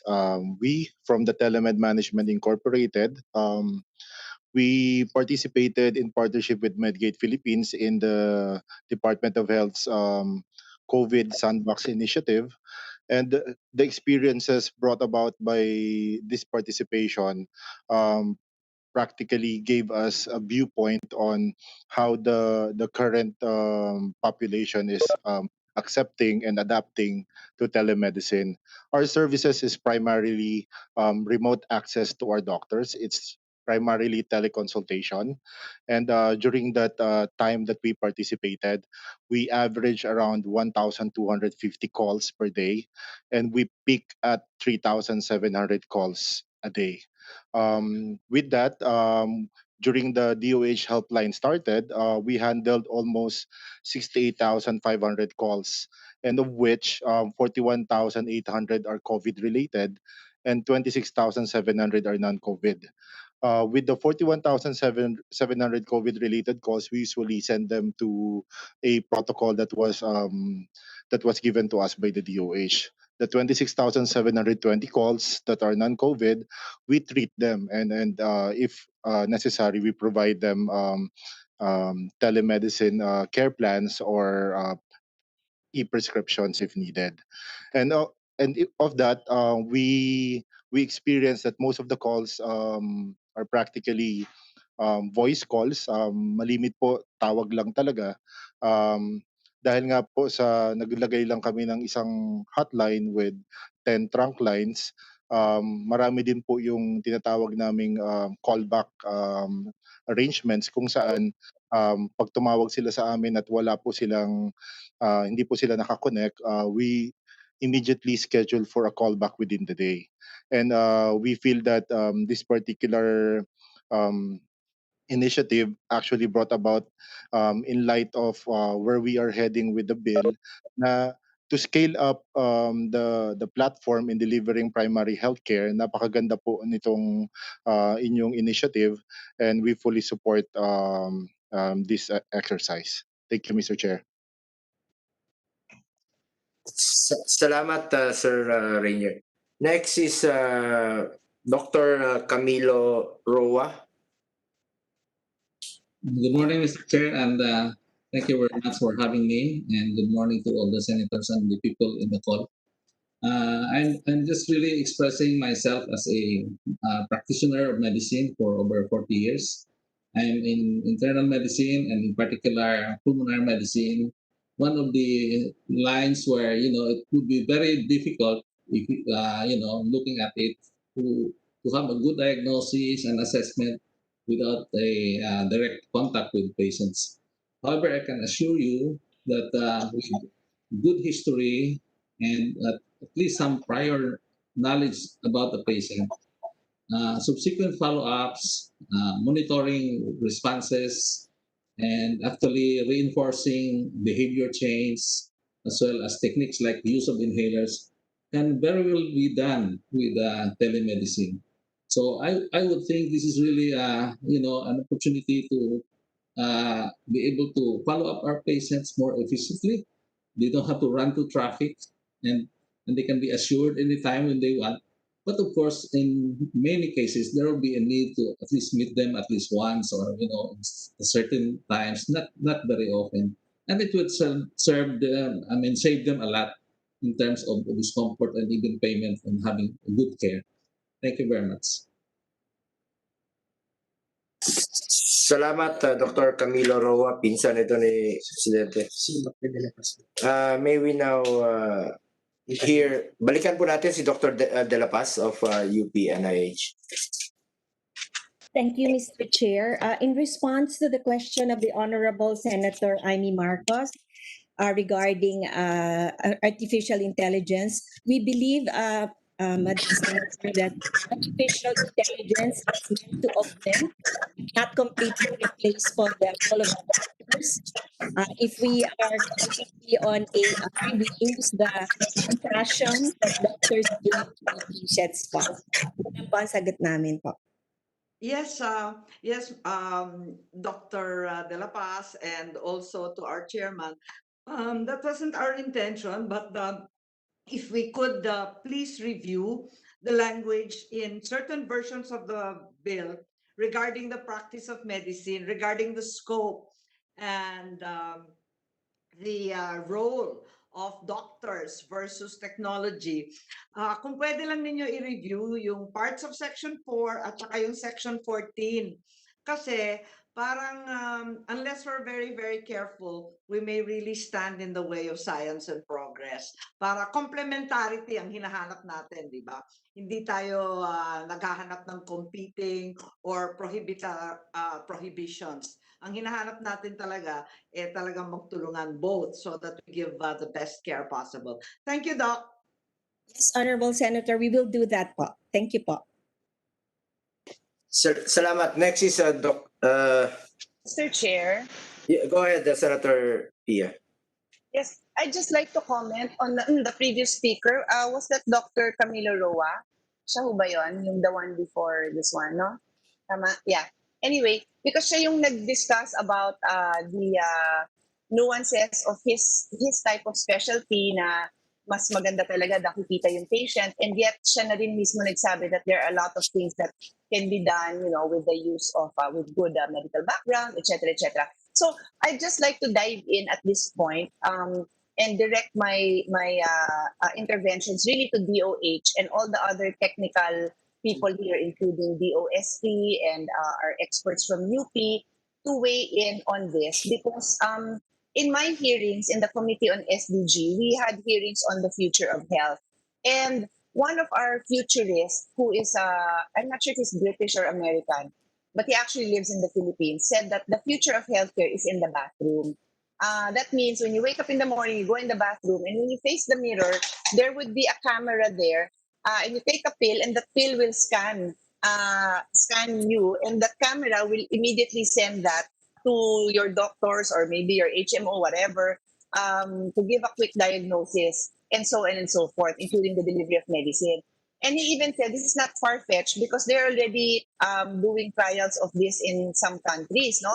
So I said, okay, that sounds very interesting. For those who can afford, makakapag-install ka naman ng camera sa banyo mo, mabibili mo siguro yung gamot na yun, and you can sign up with that package. I'm sure it's like a plan. But for our other countrymen who don't even have a bathroom to call their own, marami pa rin ganyan, walang running water, how do we anticipate helping them with all these advances in technology? And as I was discussing this, I realized, but even in the rural areas, not all over yet, but in the rural areas, medyo naiintindihan rin ng iba dyan yung concept ng internet cafe, right? You can kind of find that. I've seen it in kasi mahina yung signal, walang access sa kanila. So in the town, in the main part of town, may internet cafe na pala doon. So anyway, looking into the future, and that's why this is where I direct my points to DOH and all the other government agencies and those who are experts to weigh in on this. If we, number one, we need a department, we need a division in DOH. It's focused on the future of health, no? So that you can anticipate this, because there's nothing new yet about what we're talking about. It's already going on. So since we're already discussing this, let's take the discussion 10 to 20 years forward. And how do we plan for that? Well, si DICT, I have to say na medyo, when you come into the hearing and just say we support, I didn't learn anything from that. I mean, I suppose you support, but what I really want to hear about are what are the difficulties, what are the cost implications, who would be the priorities in connectivity, and so on and so forth. So let me summarize my points. Number one is in connection with this, more so than ever, I will really be recommending that there would be a division in DOH that focuses on the future of health, because you're already talking about these things. Number two, we really need DICT to come up with their issues and their plans on how to help with that connectivity. Sabi nila, they'll come back to us with a position paper, diba? So medyo kailangan yun. And the third point I want to raise is that when we explore all this, I think we should really pinpoint if it is our objective to make it available. How do we allocate the limited resources that we have? Because I have not seen the budget of the Department of Health yet, okay? But by analogy, I have seen the budget of the Department of Education. If you talk about no one gets left behind, well, yung nakat na budget is the budget that is for the last mile schools. So kung ganun din ang mangyayari dito, last mile access ng mga nasa malayo, hindi rin natin mararating, di ba? Kung prioritize natin, and I'm not saying we shouldn't prioritize for the bulk of the population that live in the cities. That is very important because the future also is very clear that I think something like 60% or more of the population will be living in cities. So, hindi mo pwedeng pabayaan yung health ng nakatira sa cities. But at the same time, just like the concept of the last mile schools, ang dami pa rin nakatira sa malayo na sila yung walang access. So what we'll need is to tie this in to labs, to primary healthcare. It goes back to primary healthcare. Even in the hearings we've had on the future of health, primary healthcare pa rin. So you'll have to go back to the primary healthcare facilities that have labs that can now feed the doctors with the information they need to survey. So I'm just mentioning it that Mr. Chair, because when you weave this whole piece together, sana nandun yung pieces na yon, hindi lang yung interconnectivity and then access sa doktor. Kasi parang napaka-basic pa nung level na yon. Yun lang, Mr. Chair. Thank you. Salamat, Senator Pia. Wala na po. Thank you. For the medical reserve core bills, may we hear the position of DOH, Dr. Gloria Balboa of DOH. Sorry, Mr. Chair, isang hirit lang sa e-health. One last suggestion lang po. No, go ahead, Senator Amy. Para matapos natin yung telemedicine, ano? I can't move on sa pagiging governor. At sa local government, nakita ko na kanina nandyan si Sandy Paredes ng Governors League. I ran 5 hospitals and 1 DOH, maliban sa provincial. Ang dami-dami naming ina-outsource at kino-consign kasi talagang kulang ang pera para sa health, ano? So, ina-outsource namin from janitor to security to catering to laundry. Lahat yan ina-outsource. Iniisip ko lang kung pwede natin dagdagan ng provision yung ating batas na pasukin yung PPP. Kasi kung minsan kinakailangan na magkaroon tayo ng private participation, lalo na dito sa digital, mas maayos yung kanilang online frameworks and we probably have to contract out to them. If we can explicitly include that, because in reality, we probably have to work with them in order to expedite this transformation. Thank you. Salamat, Senator Amy. Mr. Senator. Go ahead. Yeah, this is Dr. Delen de la Paz. I'm from the Health Alliance for Democracy. May I also share our feedback on the Senate bills on e-health? Go ahead, Doctora. Yeah, I'm the other de la Paz here. I'm Delen. The other one's Eva. The Health Alliance for Democracy is a non-government organization composed of doctors, nurses, and other health professionals, as well as health advocates who look at the issue of health from a holistic perspective, looking at the bigger framework of society.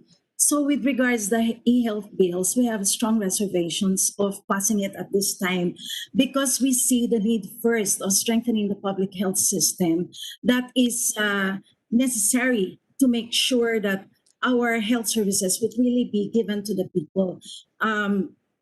Right now, the need for teleconsultation is very strong because maybe except for the COVID pandemic, but because there are no doctors, no nurses out there in the field, precisely why people are not having enough doctors to consult, and so they resort to teleconsultation. If we strengthen our public health system, we employ more doctors and nurses and provide better health facilities in all the areas, in all the centers of our health system, then a face-to-face interaction, a real doctor-patient relationship will be enhanced and established. Whereas if we continue, I'm sorry, with all due respect to the question of Senator Marcos, I think it's still important that we have this patient-doctor actual relationship because it enhances the humaneness of our treatment. We have the science of medicine, but we also have the art of medicine, where we would like to make sure that we continue to be humane, compassionate, caring to our patients. And this will not be replaced by robots. This cannot be replaced by computerization.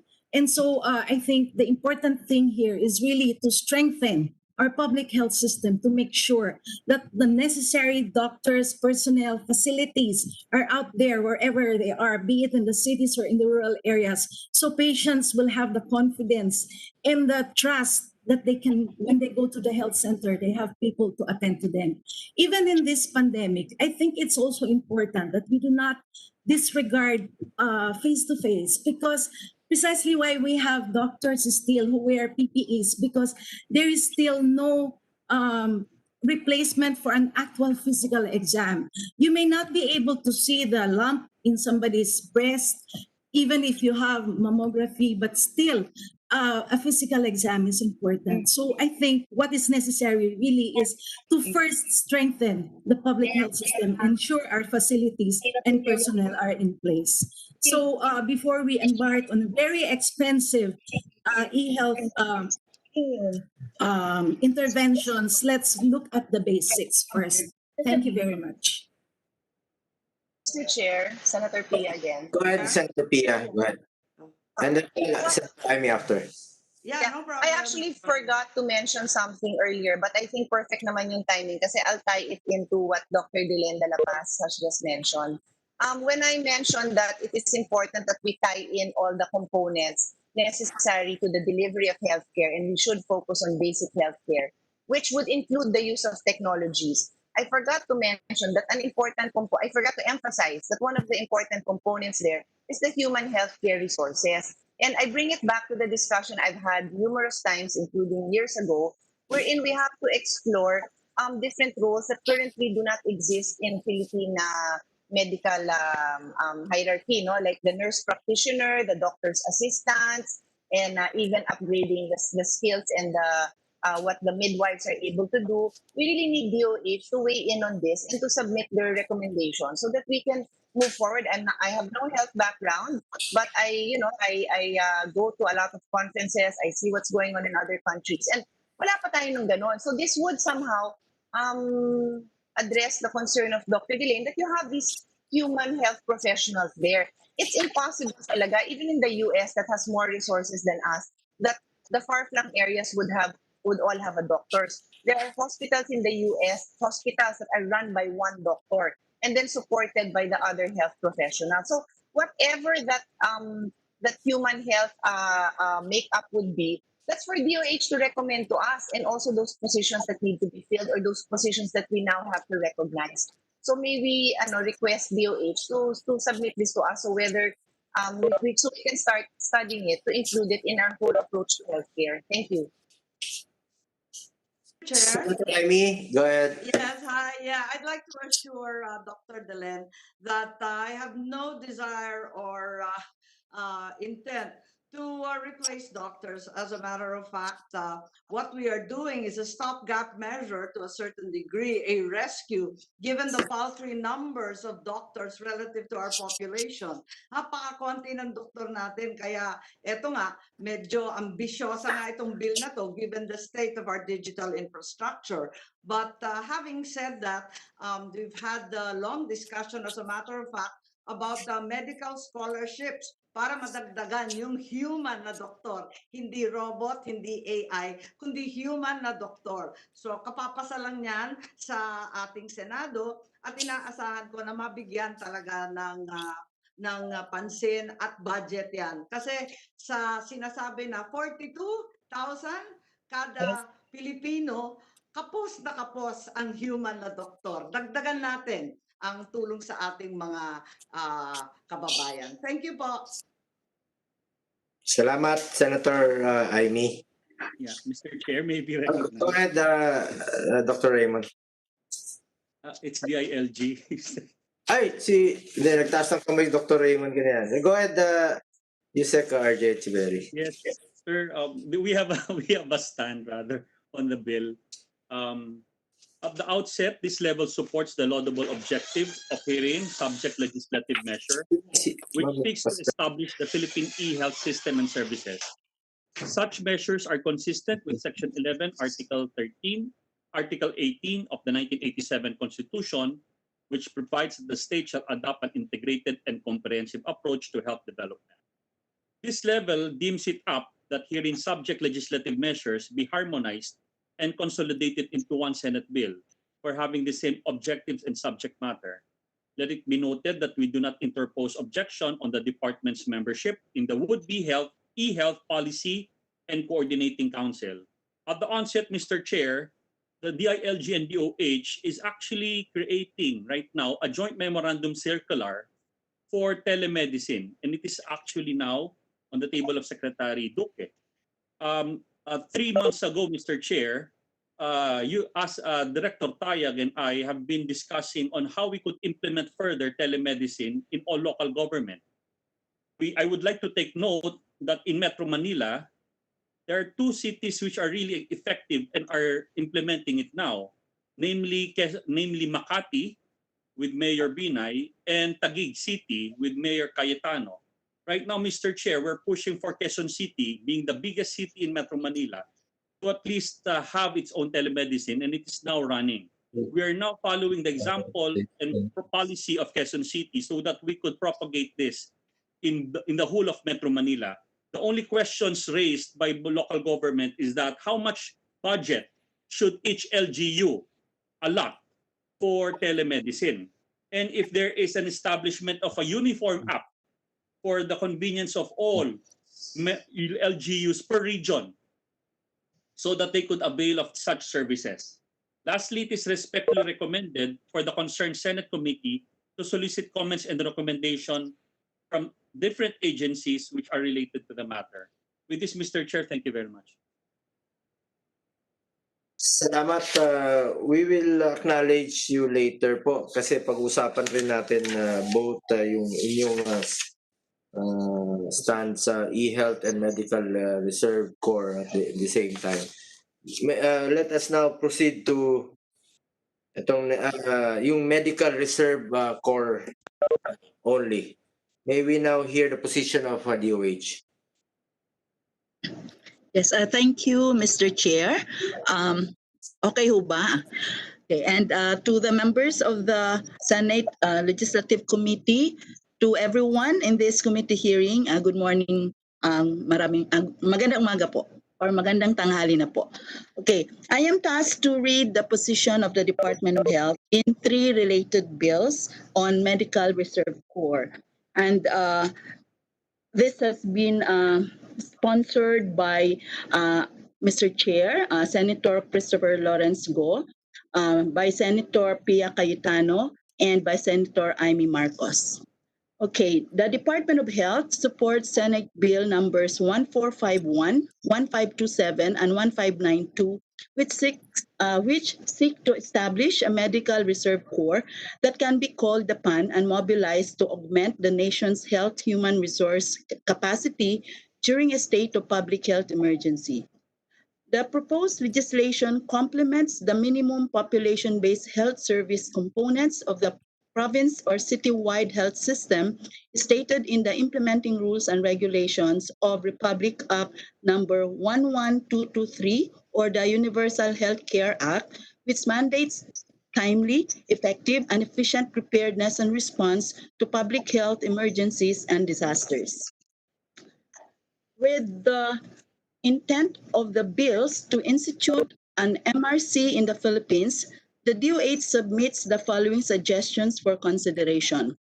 Number 1, on Medical Reserve Corps, or the call to the Medical Reserve Corps service, we would want to be clarified if the scope of the bill is limited only to the graduates of medicine, nursing, medical technology, and other health-related fields, or will it also include health professionals who are duly licensed by the Professional Regulation Commission? Then we also propose to include a provision for limitations, like for example, age limit, exceptions for those with existing medical conditions or risk factors. Although maybe this could be incorporated in the IRR. Okay, and then the third is to include a provision for medical and health allied students to register as a reservist in the Medical Reserve Corps, and it will serve as a prerequisite or a requirement for graduation or in obtaining a license. And then on organization, we suggest to adopt a mechanism used in Republic Act number 7077, also known as the Citizen Armed Force or Armed Forces of the Philippines Reservist Act, especially the following provisions. Number one, on human resources development, then incorporation into the reserve force, maintenance, training, and administration of the reserve force, and then utilization of the reserve force. Under the same mechanism, the President of the Philippines may be more appropriate to order the mobilization of the Corps in the capacity as Commander-in-Chief instead of the Secretary of Health. Consider exploring the framework of Armed Forces of the Philippines and the Department of National Defense to capitalize on systems which are already in place under the perspective of health security. Since the AFP has the infrastructure in enlisting, training, and mobilizing human resources nationwide in an expeditious manner, we recommend that the AFP DND be the lead agency to implement the institutionalization of the Medical Reserve Corps. Further, the Republic Act number 7077, or also known as Citizen Armed Forces or Armed Forces of the Philippines Reservist Act, provides the organization, administration, training, maintenance, and utilization of the citizen armed force of the AFP. On the other hand, the DOH will be in coordination with AFP-DND to provide technical assistance, training, and establish an incident command system during national disasters and emergencies. Then on the amount of compensation, we recommend the health package of COVID emergency hires as prescribed in the Department Memorandum number 2020-0153, which provides interim guidelines for emergency hiring of health personnel in select hospitals and other health facilities to expand the country's response to the COVID-19 health emergency. Under the emergency hiring order, a health personnel will be entitled to a monthly salary compensation with 20% premium based on the basic salary, regardless of the number of quarantine days per month. Protective personal equipment, board and lodging while on duty or on quarantine, psychosocial support as needed, a hazard pay of 500 pesos a day, other special risk allowance and benefits for our health workers as provided in the Bayanihan to Recover as One. It is suggested to include mechanism and funding provisions for grant of compensation to members of the Corps who are not gainfully employed. Further, there should be a consultation with the Department of Labor and Employment, private sector employers group, and other relevant stakeholders on the feasibility of the proposed continued grant of compensation for members of the MRC employed in the private sector during training and deployment period. Then lastly, on legal liability and malpractice insurance, we'd like to clarify who shall be accountable should a member of the MRC commit medical negligence. If the team will be composed of individuals who are not registered health professionals, we suggest that they should be at all times under the direct supervision and control of licensed medical or health professionals. Also, it should be noted that current professional laws do not have provisions for medical malpractice. Respectfully submitted, Mr. Chair. Thank you very much po. Salamat po, Dr. Gloria. Few questions lang po. How many personnel were you able to hire under your emergency hiring program? Sapat po ba ito? Ilang slots po ang approved for hiring? Gaano po katagal ang application? Where are they assigned or deployed? What are the priority areas and facilities for deployment? Naibibigay ba itong allowances at benefits on time? How much is the fund allocation for emergency hiring? Have you tapped medical graduates with no licenses yet to help? How many were you able to deputize? Is this enough? since they are engaged in limited practice, how are the deputized physicians supervised? Why have we resorted to tapping medical graduates? Talaga bang hirap tayo mag-recruit ng licensed doctors?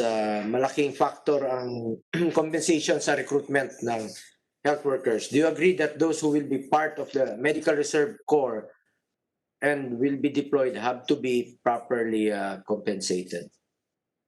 Okay, Mr. Chair, as to your first question regarding the number of health workers that we have deployed during this pandemic, as to the regular HRH augmentation that we are providing to, especially to the local government units, a total of 10,000 was approved, and we were able to hire those already. Different professionals po, nurses, midwives, medtechs, and also some doctors. And then there are additional 800 plus, almost 900 as per our meeting just this morning, additional manpower being requested by some LGUs, some private hospitals even, and other health facilities. And the hiring is ongoing. We are already able to hire 20% of those. And yes, we are having difficulty hiring additional manpower. Well, first, because for this COVID, of course, it is an infectious disease, so there is that fear. And then second, when you talk about the compensation for the nurses, of course, there is already an increase in the salary. They're already salary grade 15, no, for the nurses, but for the others, it's still the same. And we are thankful that with the signing of or approval of the Bayanihan Act 2, the compensation and the benefits in terms of hazard pay, in terms of communication, transportation allowances, and even the SRA is incorporated in that Bayanihan Law Part 2. So we can provide that because there is fund. But still po, we have already coordinated with the medical societies, even with OWA, for those returning overseas Filipinos who are not don't have work at this time. We tried to reach them with assistance of the private sector. We are already calling them based on the list given to us, but really the acceptance is not that very good, no, only about 20%. So there was even this suggestion to increase further the compensation, but of course we know the limitation in budget. So yun po sir, that is why we really support this medical reserve corps, so that even before a disaster happens, we already have a reserve pool of health professionals that we can call upon anytime when the need arises po. So yun po, Mr. Chair. Salamat. Mr. Chair, Go ahead. can I ask for clarity based on your question?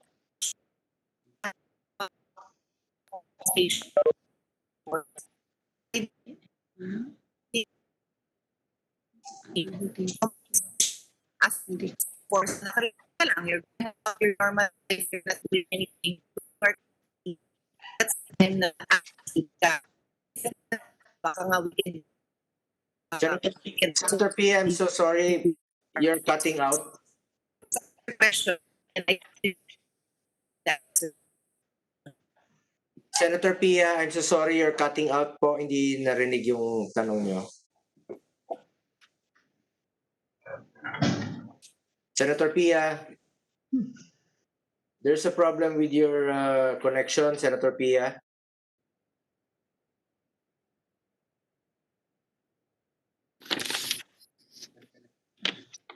Senator Pia? There's Mr. Chair, narinig ko ba yung question ko? Kasi medyo nag-choppy yung ano ko. Did you use my question? Hindi po. Cutting out po kayo. Kindly repeat your questions po. Okay. Thank you. Ngayon maliwanag naman. Okay na? Apo. Okay, sige. Let me repeat my question. I said that the chair asked about the compensation for the reserve force, and I don't believe I heard the answer. I'm not sure if I missed it. Ang napag-usapan yung during this time of COVID. Kasi for the purpose of the bill, the objective is to recruit people to be part of the reserve force. They're initially trained. I personally believe that they should get something during the training kasi they'll have to take time off from their normal work, their normal life. But during the time that they are in reserve status, wala naman silang gagawin. Yet, I'm not aware na kailangan bayaran yung ganon. And then pag pinatawag sila, may reason for to call them to serve, then that's the time na pwede ulit or tingin ko fair na magka-alawan. So I think those are the different scenarios that we need to find. We need to determine what would the compensation or allowance be during those times, Mr. Chair. So wala pa akong narinig na sagot doon.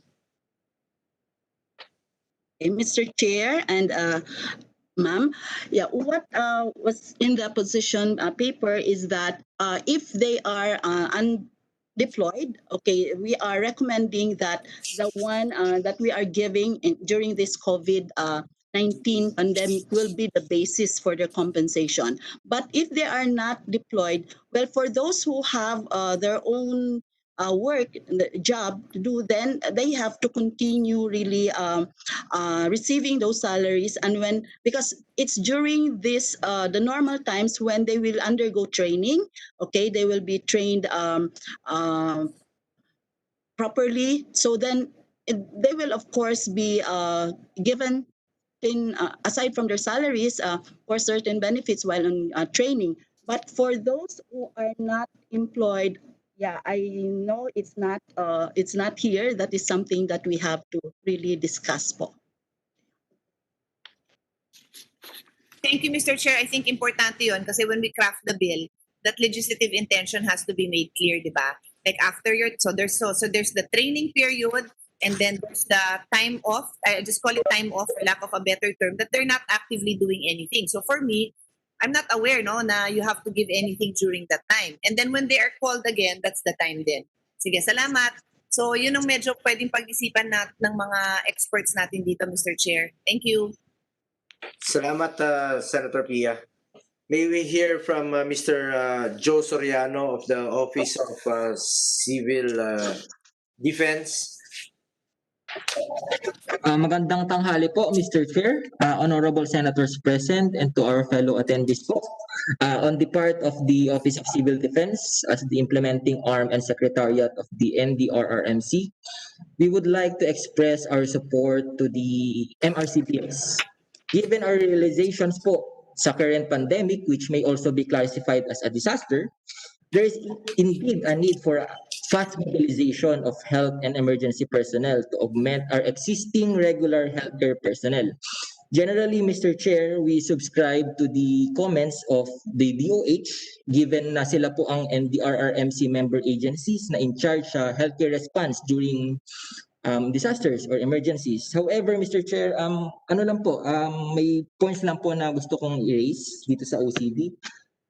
Siguro po ang suggestion po namin, Mr. Chair, is under Section 3 po ng both House Bill 1451 and 1527 is pwede po natin silang emerge to compose of licensed medical practitioners as well as those under board. However, Mr. Chair, siguro po pwede tayong mag-impose ng conditions pagdating po dito sa mga underboard po natin. Kasi as much as we want to deploy po as many reservists as possible, gusto pa rin po natin masigurado na may kalidad po yung serbisyo na kanilang binibigay. Kasi ang tendency po kapag hindi pa po sila license is pwede po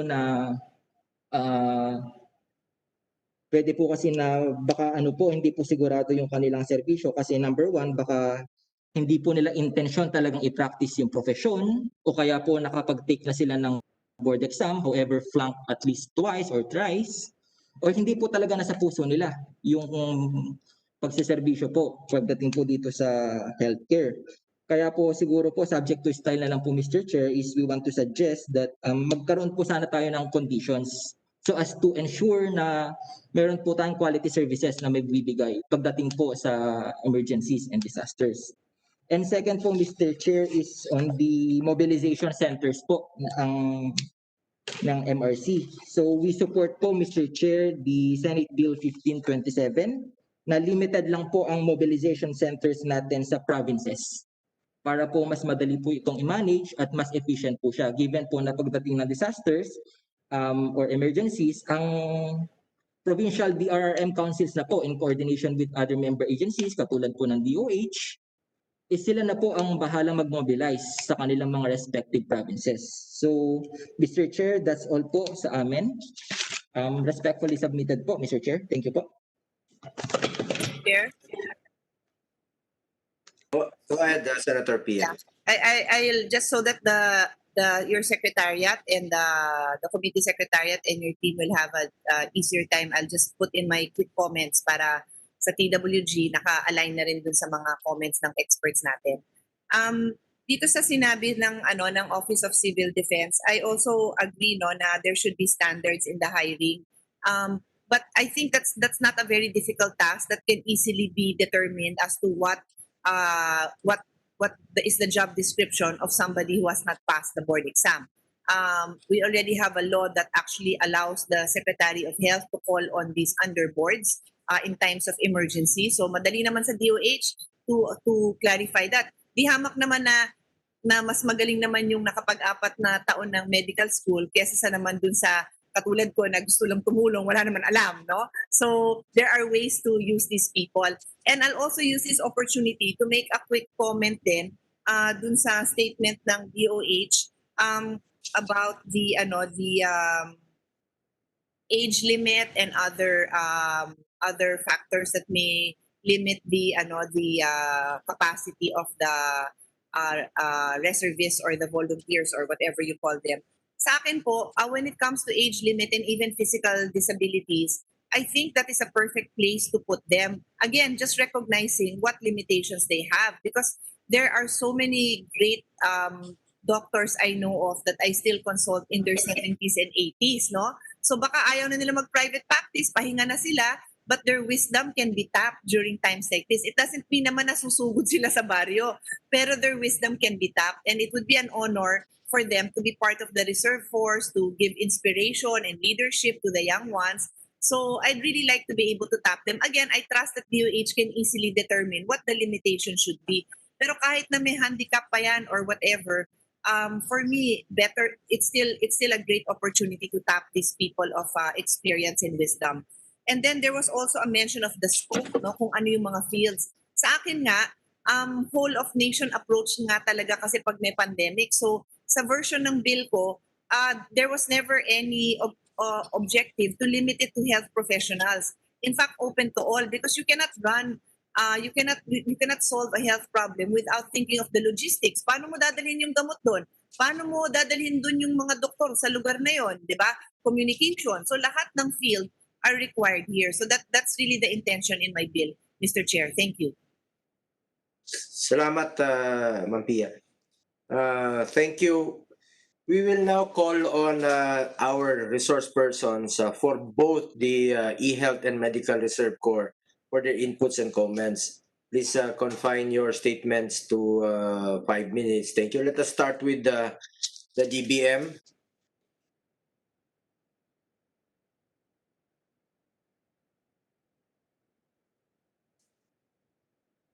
DBM.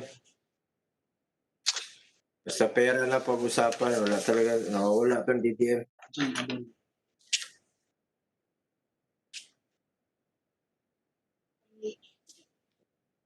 Importante sila, Mr. Chair, kasi pag binuo mo na yan tapos walang pera, problema na naman natin yan. And minsan yung pinapa-attend pa nila, hindi man lang high level. So yung mga input nila, kulang-kulang po. May we request talaga na mag-participate sila sa ganitong mga hearing natin.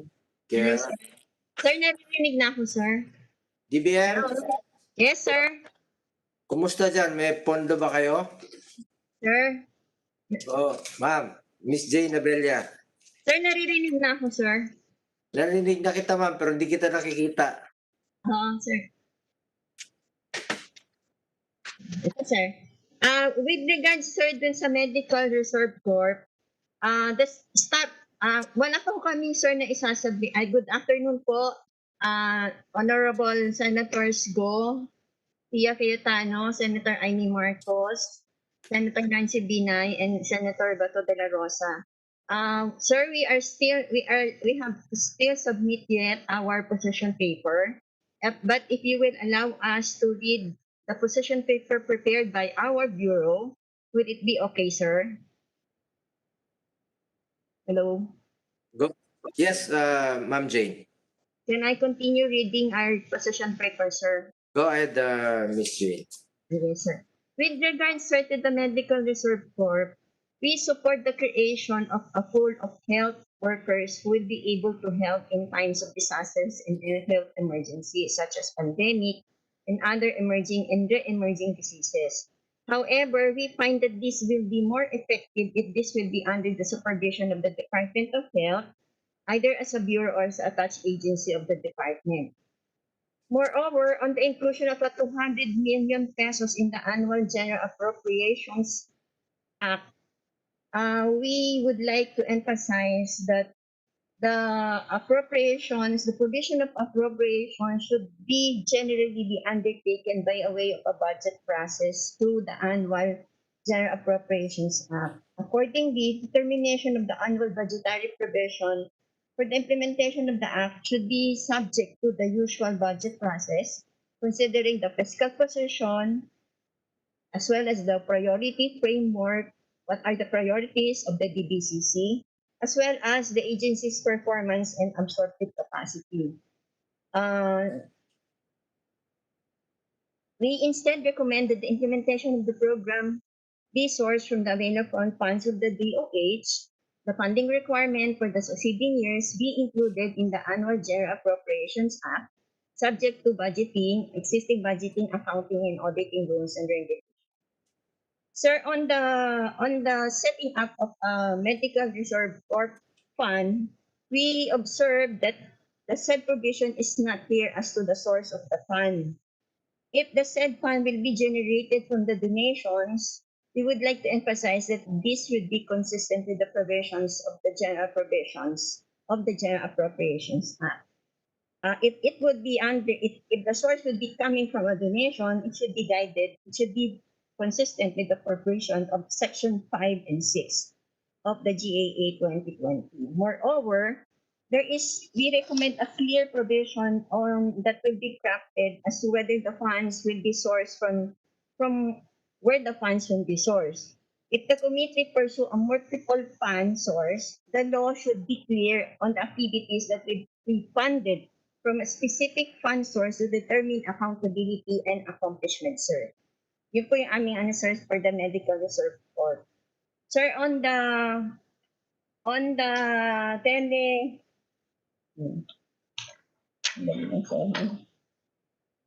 on the tele ano sir?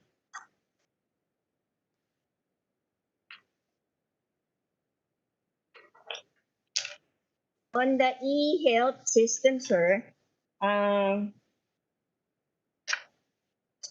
the continuous development and innovation of the information and communication technologies already influence the health system of many countries, making it more efficient, responsive, accessible, and resilient. It is very timely and highly relevant to provide legislative measures for the institutionalization of the national health system in the spirit of universal healthcare. There is an issuance, sir, of a joint DOH-DOSC Department Memorandum Number 2013-20200 that created the Joint National Governance on E-Health, which later became the default E-Health Committee or Health Cluster, and later constituted with additional membership from the University of the Philippines, Manila, and the Commission on Higher Education. At present, the National E-Health Program is continuously being implemented through its Philippine Health Strategic Framework, Plan 2014 to 2020, which has a following component: legislation, policy, compliance, governance, strategy, investment, standard, and interoperability, health solution, and human resources. Unfortunately, sir, we were not able to get information from DOH as to what the status of this joint circular. They're so busy with the preparation of their budget deliberation in the House of Representatives at present, sir. On the extent of the provision of the bill in its implementation, we conform with the provision of the appropriation on Senate Bill number 1803 and 1472 that the funding requirement for the initial implementation of this bill will be sourced from the current appropriation and include the necessary budget for succeeding years in the proposed budget of concerned agencies. As to the sources of funds from the private sector, may we be clarified if the sources will come from donations. So if it will come from the donations, we emphasize that it should be consistent with the provisions of the general provisions of the 2020 general appropriations. On the tax exemptions of the private corporation engaging in e-health services, this should be reviewed. We suggest that this be reviewed based on the magnitude of the possible impact on the income of the national government. Lastly, we would like to express our fervent support on the passage of the bill, believing that it will greatly contribute in the attainment of the universal healthcare objective and the improvement of our national health system. That's also. Thank you very much.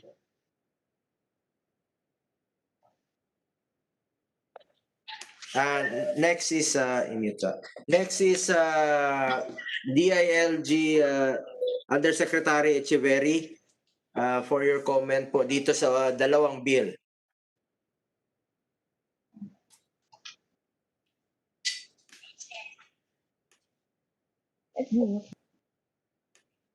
Wala.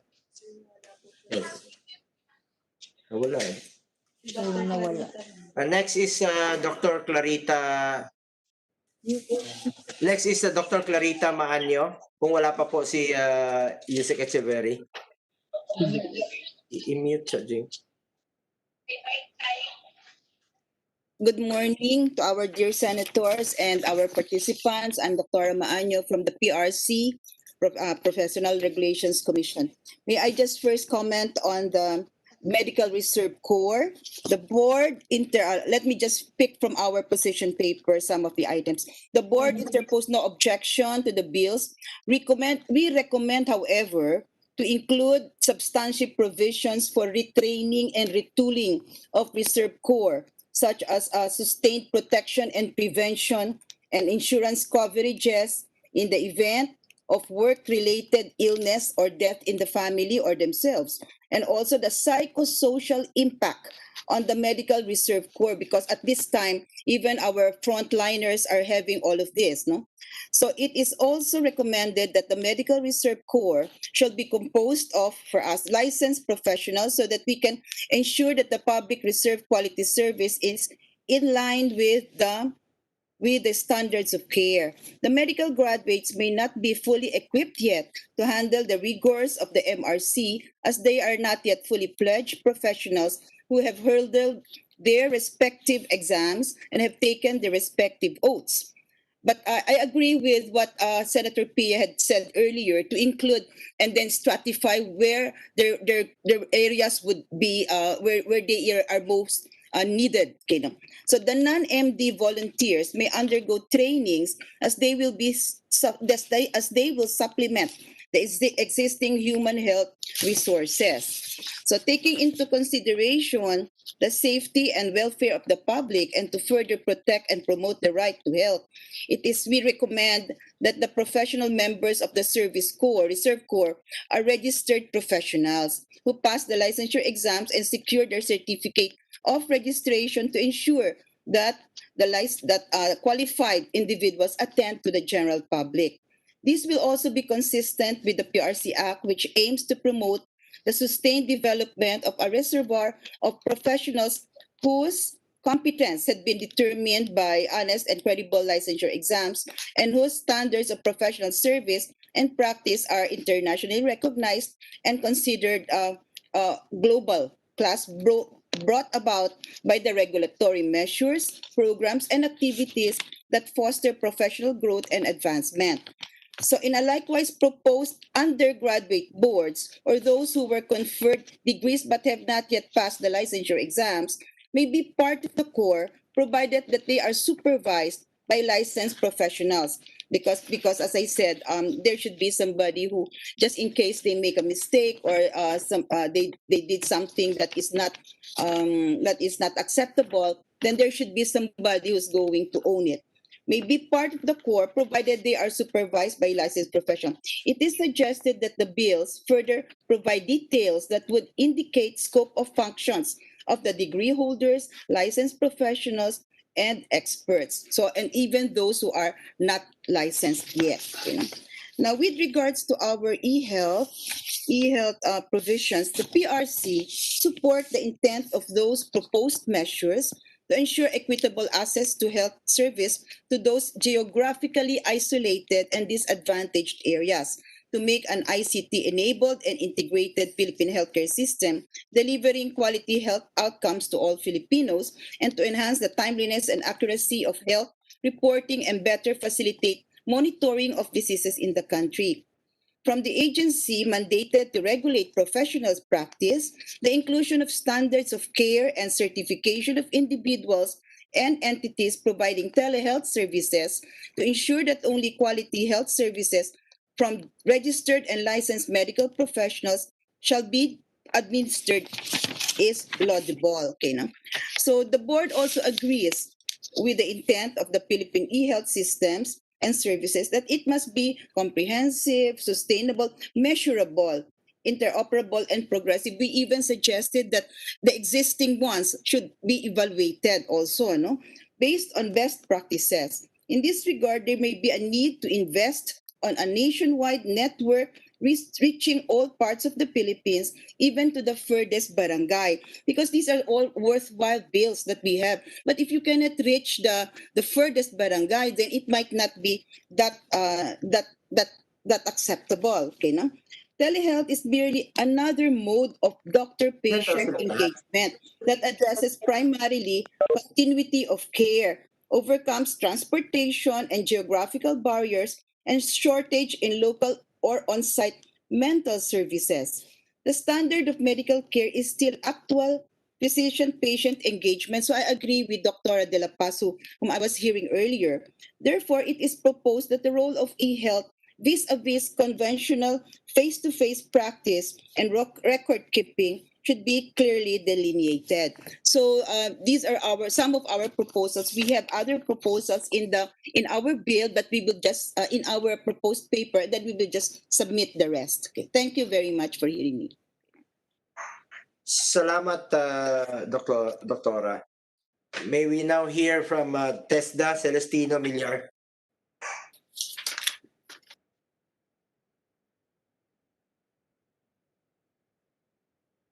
Celestino Millar from TESDA. Thank you very much, Mr. Chair. Good afternoon to all the members of this committee and to all the other resource persons. Basically, Mr. Chair, TESDA is supportive of the measures being discussed in this committee. Specifically, Mr. Chair, on Senate Bills 1592, 1527, and 1451 that calls for the strengthening of the national preparedness and response to pandemic, epidemic, and other public health emergencies, creating a medical reserve corps. Basically, Mr. Chair, TESDA interposes no objection and expresses its support for the passage of these bills into law, as this will strengthen the national preparedness and response of the government to public health emergencies, and it will create a medical reserve corps that would respond and reduce its adverse health, economic, and social impact on the Filipino people.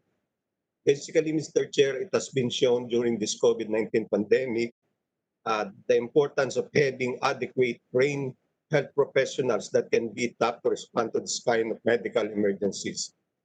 Similar to the AFP Reserve Corps that serve as standby force for the military, the Medical Reserve Corps can be deployed when needed during the occurrence of health emergencies and even disasters. As regards the bills that aim to establish a Philippine e-health system and services in support of universal healthcare. TESDA would like to express its support also, as these bills would regulate the practice of telemedicine and e-health, set the standards of practice, and implement a mechanism for individuals and entities providing e-health services.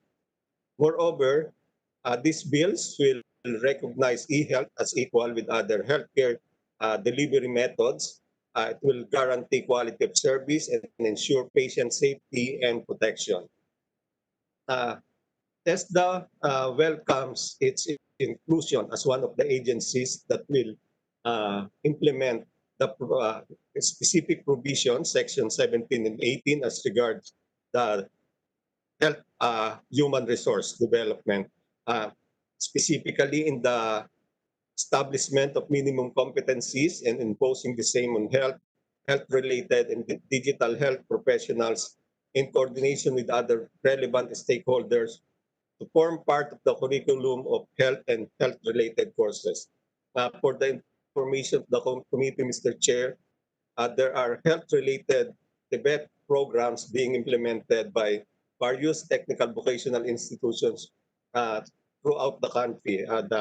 The most recent of which, Mr. Chair, is the contact tracing training program that will develop the competencies of contact tracers that will help the LGUs to trace those who had been infected or had been exposed to those infected by COVID-19 virus, Mr. Chair. We will be submitting the detailed position paper of the agency once it is signed by the Secretary, Mr. Chair. Thank you very much. Salamat, Sir Celestino. Next is Governor Dax Cua from the Union of Local Authorities of the Philippines, ULAP.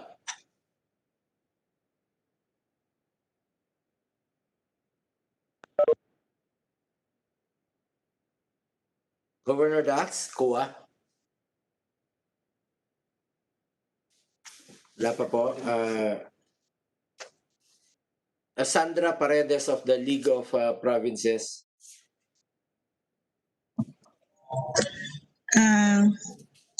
Yes, Senator, Mr. Chair, Governor Velasco is also here with us. I don't know if he's on the line. Kung wala po, may comments lang po kami, Senator, on the MedCore bills and the e-health. First of all, the League fully supports the passage of both bills on the Medical Reserve Corps or MRC and on the e-health. However, we have some concerns in view of Section 19 of the Universal Healthcare Law, providing for the province-wide and city-wide integration of local health systems. The LGU should be properly represented and consulted by DOH in the drafting of its IRR and guidelines through its leagues, particularly the presidents of the LPP and LCP and ULAP, since Governor Dax Cua is already here, Senator. May I defer to Governor Cua first? Mr. Chairman, actually, I was going to defer also to Governor Velasco, represented by Sandy Paredes. But Mr. Chairman, I would just like to put on record that the ULAP strongly supports the two consolidated or harmonized bills that your committee is pushing in this hearing. Yung Medical Reserve Corps, we have very minor suggestions and recommendations that we will articulate in a formal position paper that we will soon submit to your committee secretariat. And also dun sa e-health system, I think it's timely, it's sensitive to the times, it's sensitive to the needs of the people amid this situation with the pandemic. We strongly support this as well, Mr. Chair. And yung sinasabi ni Sandy before I interrupted Mr. Chairman, yun lang po, we hope and we welcome sana kung kung ULAP and the LGU leagues will be part of the consultation and the process. And specifically, Mr. Chair, isa lang minor recommendation lang. Meron po yatang mabubuong council na inyong pinapanukala dito sa e-health system. Baka pwede pong magkaroon ng boses ang ULAP at ang mga LGU leagues doon po. Aside from that, Mr. Chair, kami itong tuwa at sumusuporta sa inyong mga panukala at ng inyong mga kapwa-senador na nag-author po dito. Salamat po, Chairman, Senator. Thank you, Governor Dax Kuwa. Balikan natin si Ma'am Sandra Paredes. Do you have any more statement? Yes po, Senator. Apart from po yung sinabi ni Gov. Kuwa na proposed inclusion of LG representatives in the e-health council to be created, primarily because some LGUs are also managing local colleges and universities offering degree programs. Also, Mr. Senator, we hope that the DOH will provide data sharing with the LGUs on the roster of the MedCore. This should be ensured since it will be very vital, especially when the LGUs will be requesting for the mobilization, even partial mobilization of the MRC if needed in the respective localities. And minor clarification lang po, once the MRC will be mobilized, who will be shouldering the allowances of the MRC? Will it be the LGUs? And since funds will be appropriated for this, will DOH be downloading funds to LGUs, or will there be a special fund under ALGU, particularly to help LGUs finance the implementation? Since we are still awaiting the implementation of the Supreme Court decision by 2022, Mr. Senator. Also on the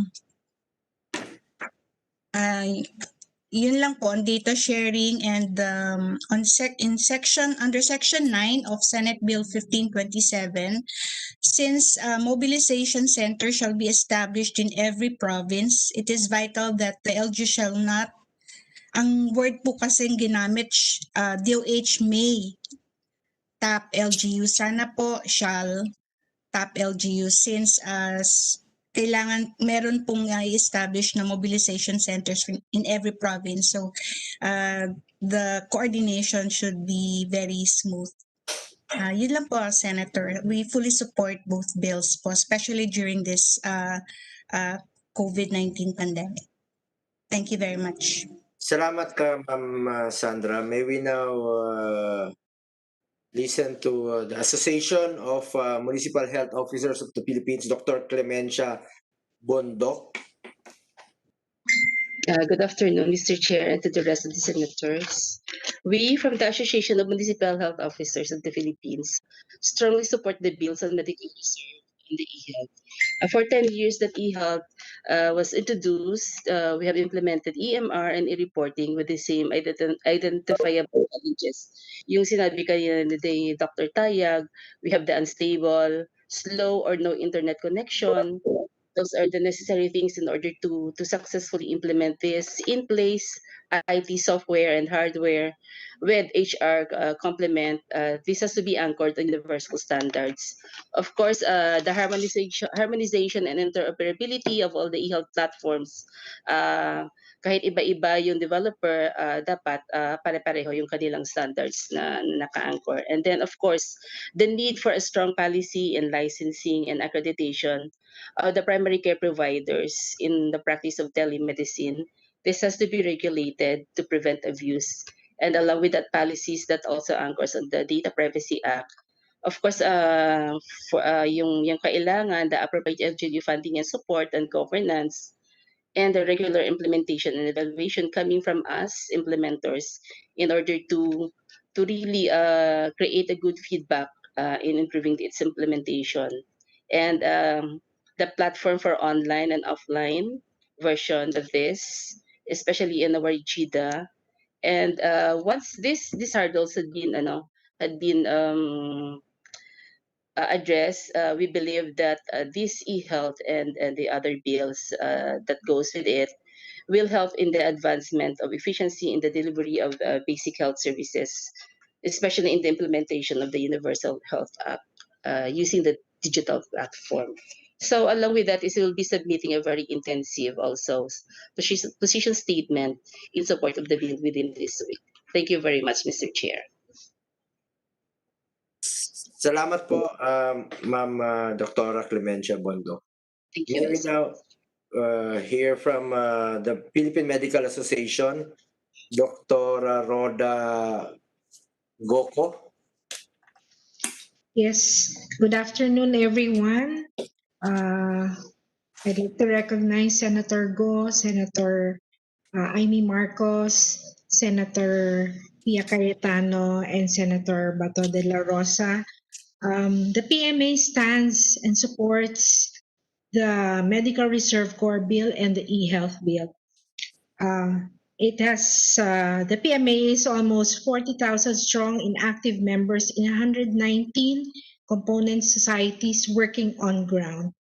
And we view that we are major stakeholders in the implementation of these future health bills. With this, the following have been our preparations in the Philippine Medical Association. We have submitted our views regarding the validation and training of underboard healthcare workers for the Medical Reserve Corps. We reiterate the inclusion also of the Medical Reserve Corps training in our educational system. We in PMA have done incorporations in our new Code of Ethics of 2019 to include e-health and telemedicine in our programs. Furthermore, the PMA also has a compendium of policies of all specialties in the implementation of e-health and telemedicine. PMA has lost 42 precious lives of doctors that we have relied on in the past. And this, as we see, telemedicine and telehealth is very timely and very apt for our programs in COVID because most of our doctors, if not most of our doctors have gone into semi-retirement not only because of age, but also because of comorbidities that they have in a younger period of time. So as we agree with Senator Pia Cayetano, there are many doctors in the pool that still have the capacity to perform and have consultations at present, vis-a-vis or not, but cannot go through the usual vis-a-vis because of all the reasons I have mentioned. So PMA is also being consulted upon by the DOH in telemedicine. And we see it as an expansion of various programs for patient care.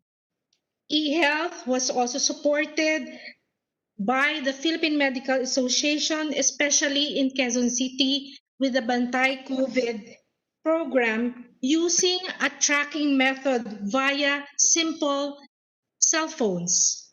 So, in support of all the efforts towards standardization, accessibility, and compliance to connectivity and cybersecurity, we also opt for long-term vision of wider venues of support, especially because we care in PMA. So that's all. We support both of these bills and we are doing our part po. Thank you. Salamat po, Doktora. May we now hear from Dr. Rosie De Leon of the Philippine Nurses Association, PNA. Hello, good afternoon, everyone. Good afternoon, honorable senators, Senator Bongo, Senator Marcos, Senator Cayetano, Senator Binay, and Senator De La Rosa. Philippine Nurses Association supports these bills of the honorable senators, and because these bills actually is really important for the health of Filipino people and also for the health workers.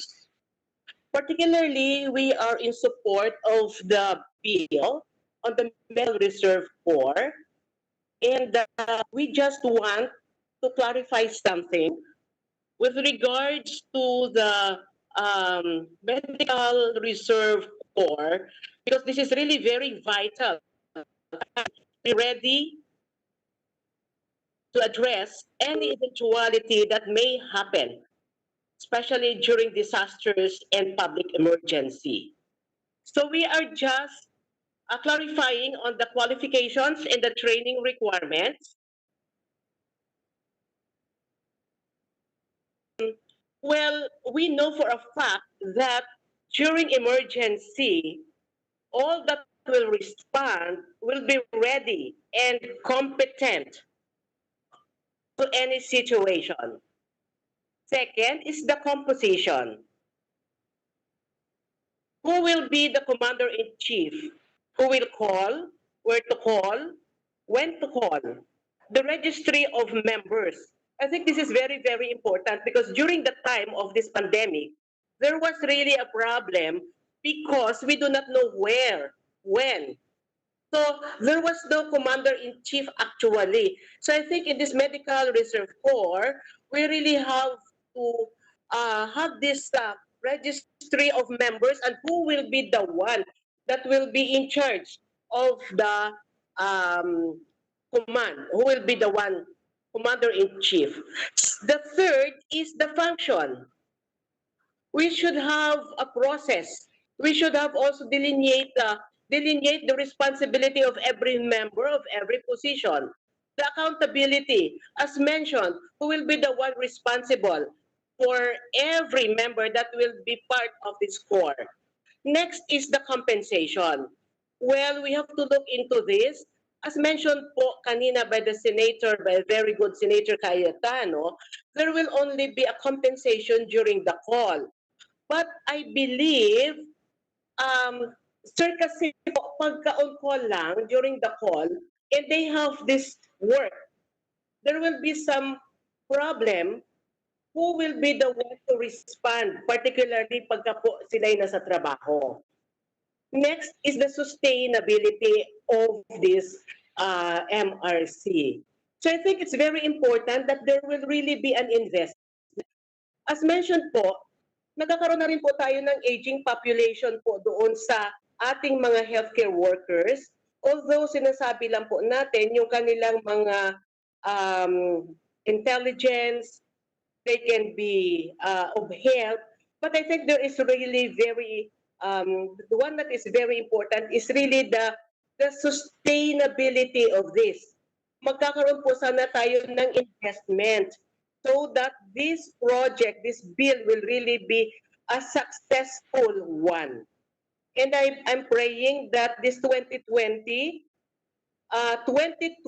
vision will be achieved for the health of our Filipino people in this new era. And everyone will contribute to light the way to the universal health coverage or to the universal health care. We will be submitting our position later. And in behalf of the Philippine Nurses Association, we would like to thank you, Sir Chairman, Senator Bongo, and the rest of the senators who really do something, who really did their part so that the health of the Filipino people will be protected and will be taken care of. Maraming salamat po and again, good afternoon. Okay, salamat po, Doktora. May we now... Mr. Chair, just a quick comment lang. Go ahead, Senator Pia. Quick comment lang kasi nabanggit yung name ko ni Dr. Rose. When I said that to clarify the compensation such that when they are on call, obviously they should be paid. I'm not referring to an on call for 8 hours or an on call for a day. I'm referring to the fact that the president declares a national emergency and therefore calls upon the reserve. So the moment they are called upon, yun na yung buong time na they are called upon, not just 1 day or 2 days, because I recognize that they probably would have to go on leave from their office or something to that effect. No? So just to clarify na hindi ko objective na yung on-call na yun is just for the few hours that they're literally working. No, they're already on call. I'm saying in between the years na wala silang ginagawa, then dapat, I don't think may compensation yon, except during the time that they're asked to go on training, etc., etc. Again, it's just my thought, and I'm very willing to listen to the experts. But just to clarify, that whole period when the national emergency is called and they are called to duty, on call na yon. Thank you, Mr. Chair. Thank you very much. Thank you, Senator Pia. Next is Dr. Pauline Convocar of the Philippine College of Emergency Medicine, PCEM.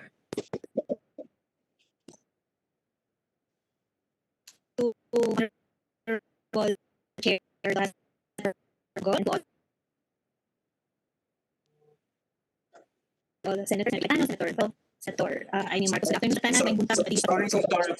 Pauline, you're cutting out. Dr. Pauline, you're cutting out. wait. Okay, just give me a moment. Dr. Pauline, I'm so sorry. You're Can you hear me? cutting out. Oh, I'm now. There's a problem with your connection, Dr. Pauline. Oh, mayang hapon. Ayan, ma'am, Bisaya, marinig niya. Sa Senator Chair, Mr. Chair Bongo, and to all honorable secretaries, senators, to Director So, ma'am, sorry. Baguha, Choppy pa rin. Choppy pa rin. hello. Hello. Ma'am, medyo choppy pa rin po yung ano nyo, yung audio.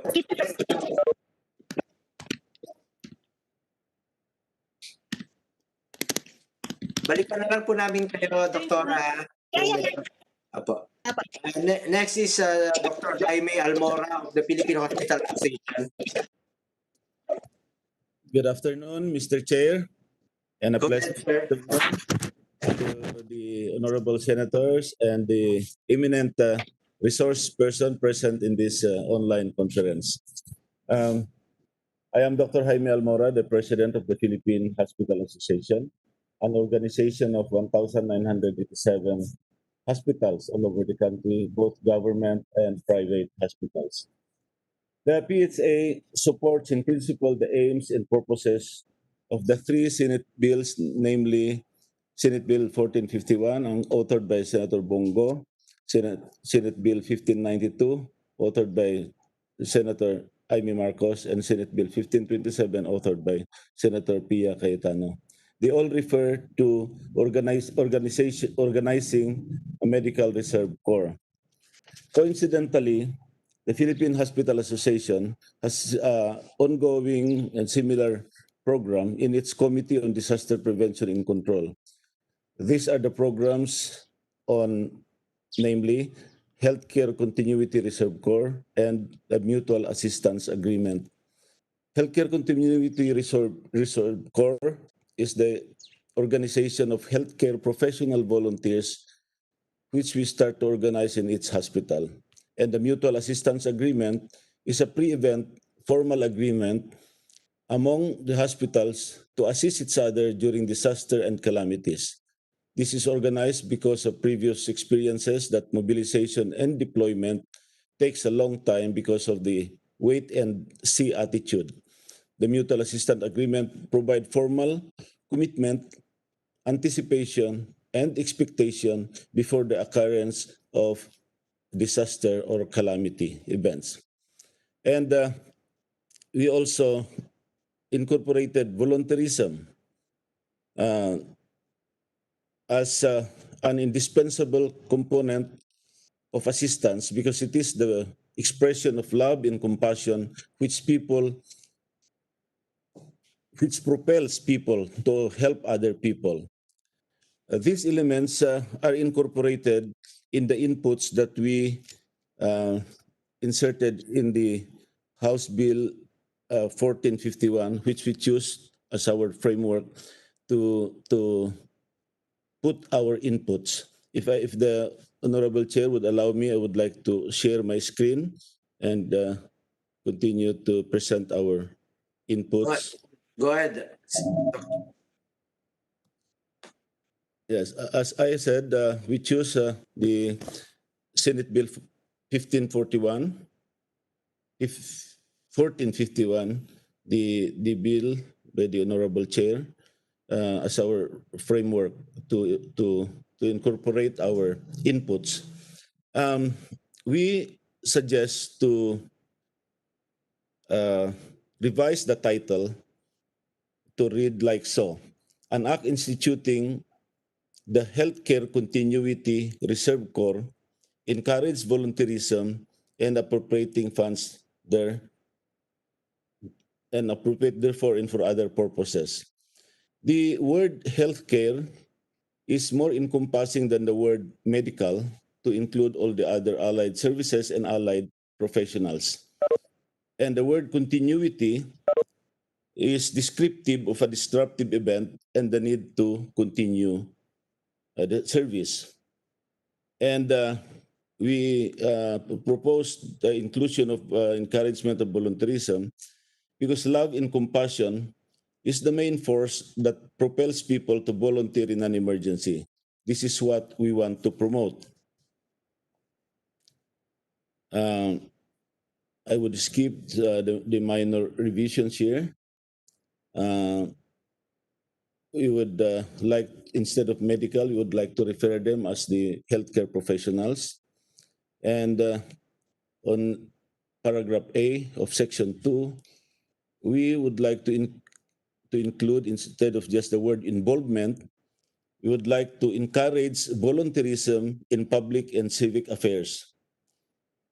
And in paragraph C of the statement of policy, the section 2 statement of policy, we included one paragraph to create opportunities to form alliances with international healthcare volunteer organizations and facilitate cross-border assistance in times of healthcare manpower shortage.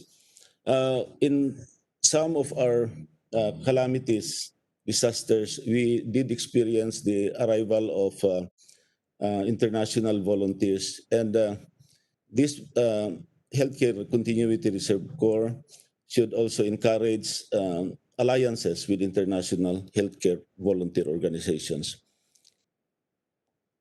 In Section 3, Healthcare Continuity Reserve Corps, we expanded to, instead of just medicine, nursing, and medical technology, to include pharmacy, midwifery, and including students and graduates who have yet to have the respective licenses to practice for reasons such as but not limited to not having and or pass the licensure examinations in the respective profession.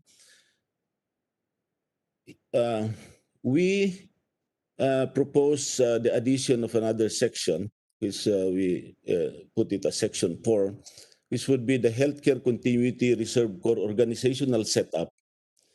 Healthcare Continuity Reserve Corps shall be organized from volunteers in every healthcare institutions, healthcare professional groups, universities and colleges offering healthcare courses, government agencies and private groups employing healthcare professionals, and local government units in every barangay, municipality, city, and provinces. These units shall be organized into bigger groups within their organizations, which shall federate with other organizations to form local, regional, and national organizations of volunteer healthcare professionals. The DOH shall exercise overall supervision and control of the whole program. The major healthcare organizations shall have organizational supervision over their healthcare continuity reserve corps units and healthcare units. Healthcare continuity reserve corps units may be organized as an option or an alternate to ROTC. This is self-explanatory, but an example of an organizational setup is in the hospitals, where every hospital shall be mandated by DOH, Regulatory Bureau, to organize an HCRC unit in their institution consisting of volunteers from its personnel, from the medical, the nursing, the medtech, and all the medical personnel who are willing to sign a waiver releasing their employer from responsibility should they be harmed during deployment in a potentially dangerous situation. The employer-employee relationship may not function in this and when the personnel is exposed to potential danger. The hospital management supervises their HCRC unit with guidance from the DOH Health Emergency Management Bureau. For better command and control, the different units from local hospitals shall organize under the Philippine Hospital Association Provincial Chapter. The different HCRC PHA Provincial Chapter shall organize under a PHA Regional Council. The PHC Regional Council shall form the HCRC National Organization. Similar organizational structure shall apply to the different professional organizations under the Philippine Medical Association, Philippine Nurses Association, and I should say the Philippine Medical Association, Philippine Nurses Association. The overall command and control shall be exercised by the Department of Health in coordination with the NDRRMC and the Office of the President. Another section, we added, incorporated another section by way of suggestion. And this is section 5, the Mutual Assistance Agreement. And this is, I would like to read it like so. To encourage the organization and facilitate the deployment of healthcare continuity reserve corps volunteers, each HCRC unit in their organization shall sign a formal mutual assistance agreement stating, among others, its willingness to provide or to receive health manpower assistance in times of calamity and disaster condition, including epidemic or pandemic of new and emerging diseases that incapacitates healthcare delivery due to surge of patients and relative lack of healthcare manpower. The mutual assistance agreement shall include, but not limited to, the following: sending organization to handle initial cost of mobilization, receiving organization to shoulder subsequent cost of deployment and operating cost, the terms of payment of resources, and the limits of capability of engagement. The pre-event, the mutual assistance agreement that we are suggesting here is a pre-event formal agreement declaring willingness and commitment to provide assistance or receive assistance, as the case may be, shall facilitate speedy deployment and assistance in times of chaotic emergency situation where time is of the essence. The mutual assistance agreement shall create formal understanding, commitment, expectation, and anticipation of one's role in a future disastrous situation where healthcare manpower shall be needed. The assistance shall proceed not only because it is mandated by law, but more so because the parties who will be potentially involved has formally agreed among themselves to assist each other. I will skip this. These are minor ones. On section 12, because of the insertion, this becomes now section 14, the serial numbers and registry. Every HCRC unit shall maintain a registry of volunteer members, a copy of which shall be furnished regularly to the Health Emergency Manpower Bureau of the Department of Health. A unique and personal alphanumeric serial number shall be assigned by DOH to each volunteer upon acceptance of the organization. This serial number shall be descriptive of the profession, the organization to which the HCRC unit belongs, the HCRC unit to which the volunteer belongs, and the year of entry into the organization as a volunteer. Transfer to another unit in organization shall be cause change of serial number, but a systematic serial number system shall be adopted to allow traceability of the volunteer. The serial numbering system shall apply to students, licensed graduates, and licensed professionals. DOH must be informed when there is change of HCRC unit for the purpose of assigning a new serial number and providing means of traceability. and the effect on employment. We added here, service as a volunteer to healthcare continuity response in crisis situation shall be included in a merit system that shall impact positively on the performance assessment of an employee for having rendered service beyond the call of duty. And we also propose to add another section, which is the effect on students. Healthcare students who volunteer to an HCRC unit in universities and colleges shall be given remedial classes for the subjects and lessons they missed during the deployment and training. When deployed, they shall always be under the supervision of licensed healthcare professionals in their organization. Upon their organization, upon their graduation, they shall be given medals of recognition as part of an effort to encourage and promote the ideals of volunteerism and social concern. We also propose to include another section which will be titled Effect on Underboard and Unlicensed Healthcare Degree Graduates. Unlicensed healthcare degree graduates may join the HCRC units of licensed healthcare professionals who shall be responsible in supervising his work during deployment. In recognition for his volunteerism, the organization of the HCRC unit that he belongs to shall endeavor to provide him opportunities for professional growth. In section 15, which we propose to be reassign a number of section 19, the Medical Reserve Corps Fund, we just identified where the fund should go. It should include the regular organizational meetings, and maybe that would be included in the IRR. And for section 19 on penal provisions, we propose to delete the penal provision.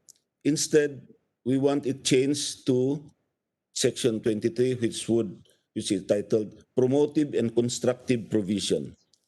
Volunteerism shall be encouraged through a systematic, promotive, and constructive behavior program, such as but not limited to letter A, awards and recognition for employees, students, and graduates. Letter B, Medal of Honor for exemplary performance as individual and as a team. Letter C, benefits such as free tuition for students and discounted PhilHealth premium contribution payments for the employed. Letter D, payment of honorarium. Letter E, free meals, transportation, and accommodation during deployment. On section 20, which is titled Disciplinary and Corrective Proceedings, we propose that this be deleted and instead to be changed to Good Samaritan Protection. All HCRC volunteers shall be immune from prosecution for actions rendered to patients or victims of calamity, disasters, fortuitous events, and emergencies while in performance of his duties unless there is a clear and incontrovertible evidence of willful intent to kill or to maim a victim.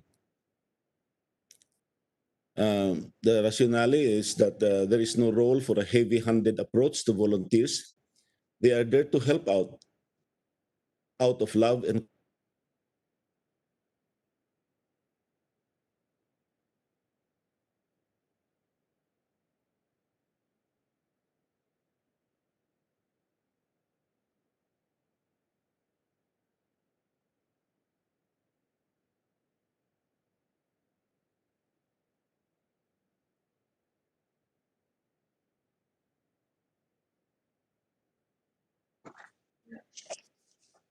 Dr. Amora?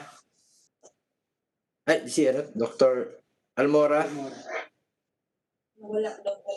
Nawala po kayo. Please, nawala yata kayo. Please just submit your position. Mr. Chair, I'm sorry I had a technical problem. Can you hear me now? Yes, sir. Opo. Mr. Chair, I'm very sorry for that. So the Good Samaritan Act shall be included instead of the disciplinary proceedings. And on section 25, in implementing rules and regulations, I just added here the members of the technical working group. And so that's all, Mr. Chair.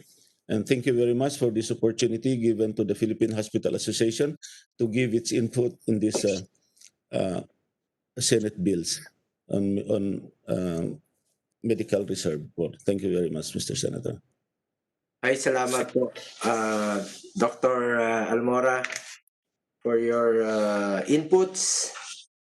May we now hear Dr. Rustico Jimenez of the Philippine Private Hospital Association of the Philippines. Doc Rustico, kumain ka na? Nakamute siya, sir. Nakamute po kayo, Doktor. Yan. Kumain na po kayo? Wala siyang phone. Wala pa rin. Wala po kami marinig, Dr. Rustico.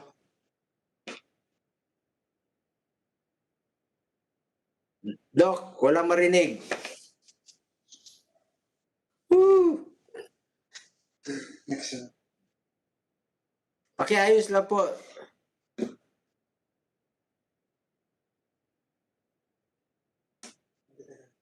Balikan lang namin si Dr. Rustico Jimenez.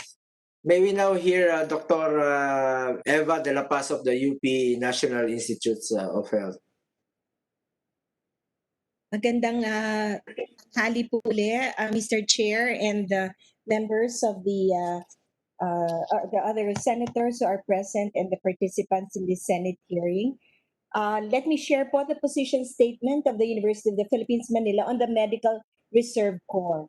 We did our research and what we found out is that there is not much experience and evidence yet that support the effectiveness of a medical reserve corps in addressing public health emergencies. However, strong evidence exists for strengthening the public health system's capabilities and infrastructure as first line of defense against the threat of a pandemic disease. We recommend that efforts should be focused on expanding and enhancing the capacity of our public health system, such as upgrading undergraduate and graduate curricula to prepare the health workforce and provide continuing professional development education to in-service health professionals. The void created during pandemics or disasters whenever health professionals become victims should be immediately augmented by well-trained and unaffected professionals.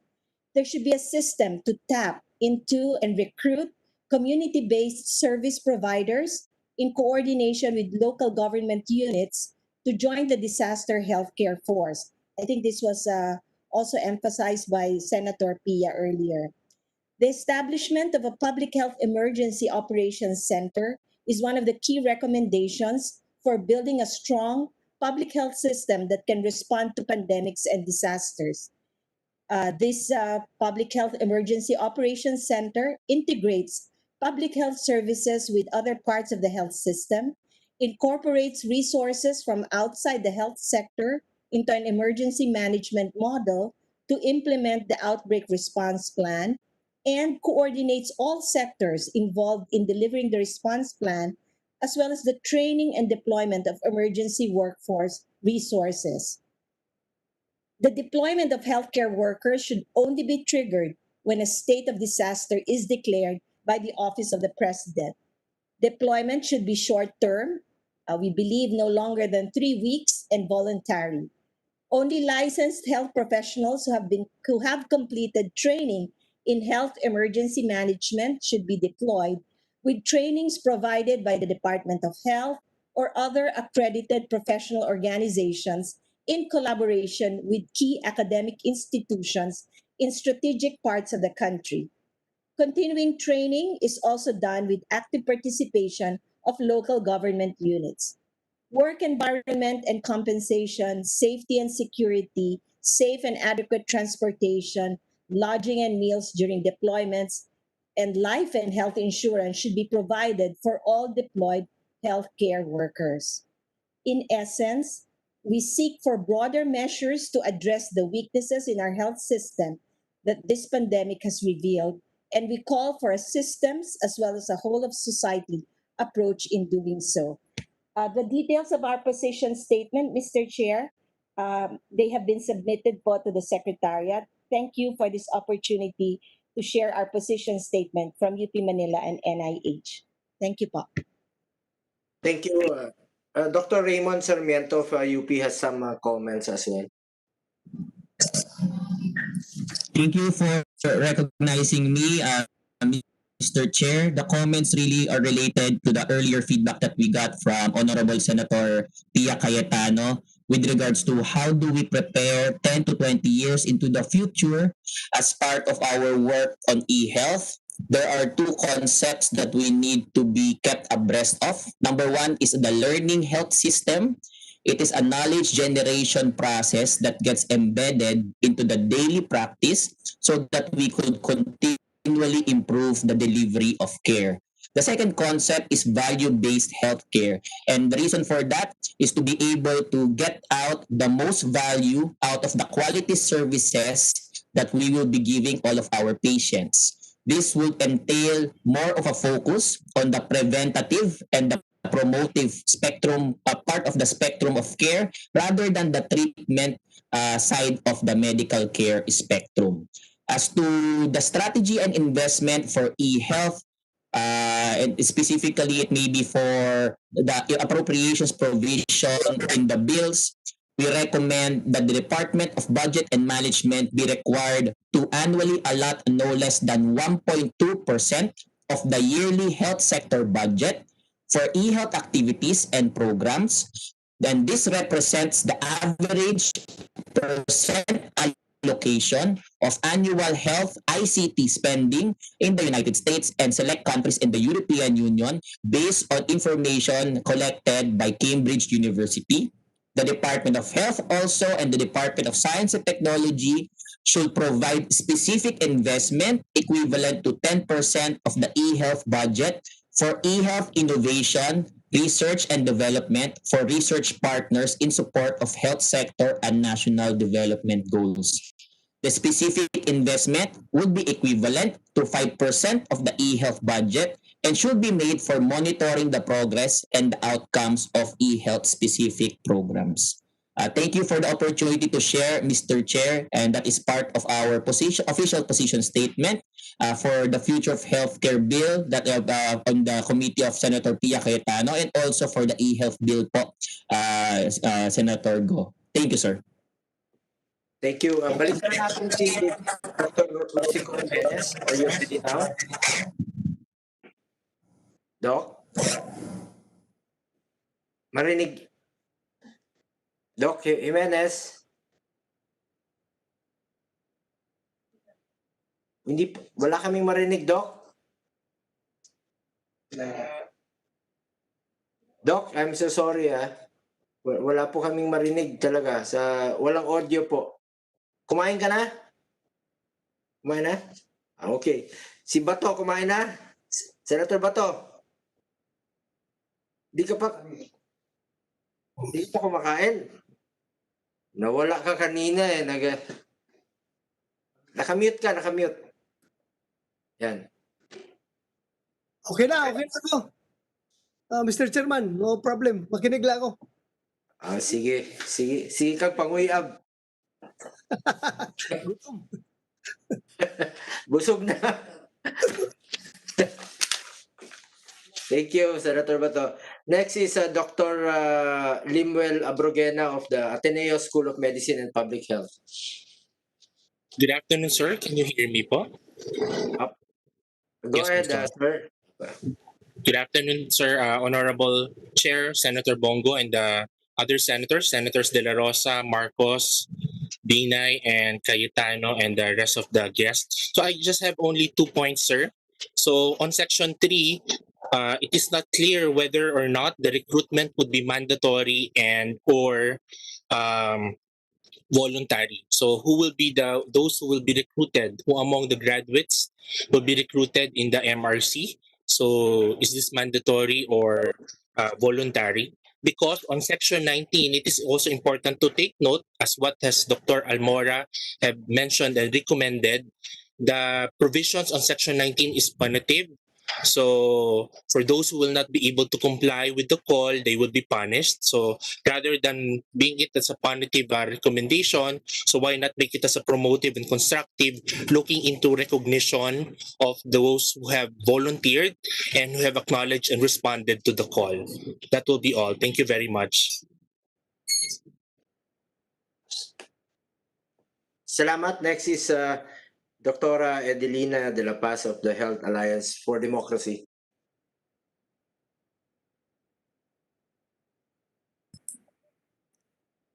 Dr.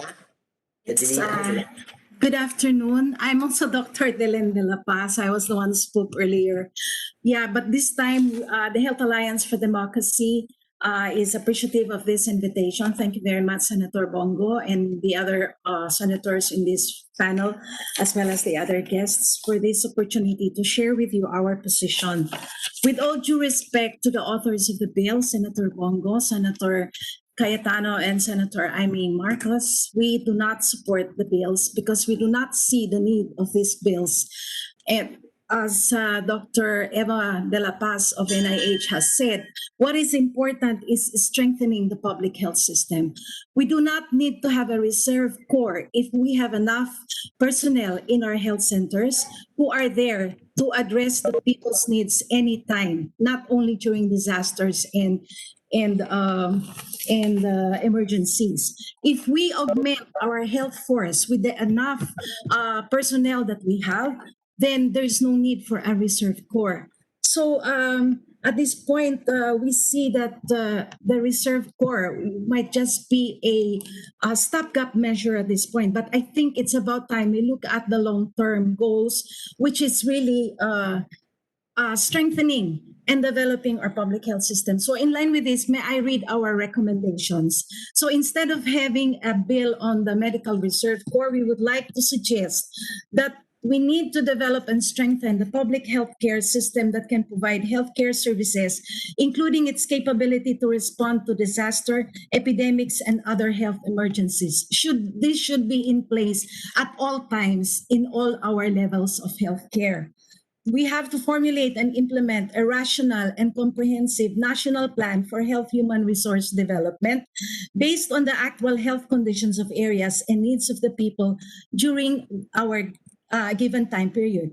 Health institutions should produce primary health care practitioners who are ready to respond to the increasing health needs of the people. So if we have a national health plan, which we are still asking from the DOH, we would already know how many doctors, how many nurses should be educated, should be deployed to respond to the actual needs, not necessarily only during disasters and emergencies. And they could very well do this at all times. So this is still what we are looking for in terms of a national health plan that can be the basis for these policies. Because if we don't have a national health plan, we will all just be doing stopgap measures. Allocate the necessary budget for the strengthening of the Health Human Resource Development Bureau. This is already embedded in the DOH. So why do we have to create another group? Emergency Management Bureau and other emergency medical service formations. These are already in place. We just have to strengthen them. Allocate adequate funding for the DOH to hire more personnel and permanent plantilla positions for public health needs instead of the military augmentation of our inadequacy. Immediately to fill up the current 14,533 unfilled plantilla positions under the DOH. So there are still a lot of unfilled plantilla positions, kaya kulang tayo. Hindi tayo kailangan magbuo pa ng iba, kailangan lang natin punuin pa yung mga may kakulangan. Develop a pool of potential health professionals that would eventually serve in their respective communities, especially in the underserved areas with no health professionals, by choosing students in these localities who would be entitled to free education for health professions, who would later serve their communities after they have graduated. So we have to increase the number of health personnel by also tapping our community people to study the health sciences, and so that they go back and serve their own communities. to establish public health facilities with adequate personnel, equipment, and supplies with funding from the Department of Health, to improve the barangay, municipality, city, district, provincial levels in the health system consisting of health facilities with capabilities for surgical intervention, essential medical services, and health emergencies. In summary, the proposed medical reserve core bills will not address the present problems of lack of medical health personnel and the underdevelopment of the public health care system. Instead, it will reinforce the government's militarist response to the health problems, such as what is happening now in the failed COVID-19 response under the Interagency Task Force. Indeed, this will undermine and further weaken the civilian-led DOH because the concept of the medical reserve corps is maxed from a military orientation, and it gives a militarist response rather than a humanistic response. Contrary to what the bills seek to address, the creation of the MRC will only divert the much needed resources that could be used to develop the public healthcare system. Ultimately, this will only deprive the people, especially the poor, of their much needed health care. It is completely contradictory to the people's call for the free health services in a national public healthcare system that is tax funded, which the Health Alliance for Democracy has consistently been advocating for. We health workers are deeply committed to our sworn statement to serve, and we do not have to be forced to render health services to our fellow Filipinos. We are always ready to provide health services, especially during times of disasters and emergencies. We will step up to the plate. We do not have to be forced. We just have to strengthen the public health system and make sure we have people out there in the field anytime they are needed. Thank you very much. Salamat po, Dr. Edelina. Balikan po natin si Dr. Pauline Convocar of the Philippine College of Mr. Emergency. Chairman? Mr. Chairman? Yes. Mr. Chairman? Senator. Can I butt in? Anytime. Go ahead. Thank you, Mr. Chairman. I just would like to react to the statements of our research speaker, Dr. De La Paz. I just wondering why masyado silang allergic dyan sa reserve yung reserve force na yan.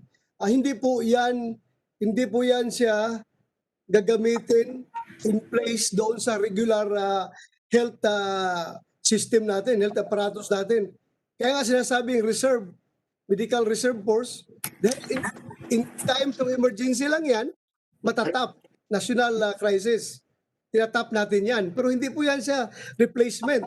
Kaya huwag po kayo maging allergic dyan dahil nga bigyan natin example yung nangyayari ngayon dito sa COVID pandemic. Kahit naman siguro, kahit na yung mga first world countries na in place na lahat-lahat yung kanilang mga national emergency plans, nagkakandara pa rin sa nangyayari. Kaya itong ating ginawa ngayon na National Reserve Medical Reserve Force ay ito'y additional lang. Pag mayroong mangyari uli na ganitong pandemya, pwede natin silang itap. So yun lang po sa akin, Mr. Chairman, hindi ito replacement, kundi augmentation ito in case may mangyari uli ganitong kalaking pandemya. Matatap natin kaagad yung mga tao na dapat natin itap. Yun lang po ang sa akin, Mr. Chairman. Thank you. Thank you, Senator Bato. May we now hear Dr. Pauline Convocar of the Philippine College of Emergency Medicine.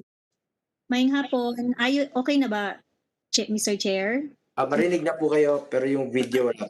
I will not turn on my video, Honorable Chair, if okay with the team so that the audio will be clear. Okay, go ahead. If I may still proceed, if it's okay with you not to open. You may proceed, Doctor. Salamat po. Maayong hapon sa tanan again, and I hope you still have ears to listen to me. But to the honorable senators, heads of organizations and colleagues, good afternoon to everyone. From the Philippine College of Emergency Medicine, we are very much honored and thankful for the invitation of the Senate Committee on Health and Demography with the Committee on Science and Technology in hearing our views regarding the Senate bills. So since we resonate with those who already spoke before us, I will not read the entirety of the position paper, but we will be submitting this position paper after signing of the Board of Directors of the Philippine College of Emergency Medicine. But just allow me a bit to introduce what the college is. Very short. The Philippine College of EM kasi is the youngest discipline of medicine. So it is a national governing body for the practice of emergency medicine in the country.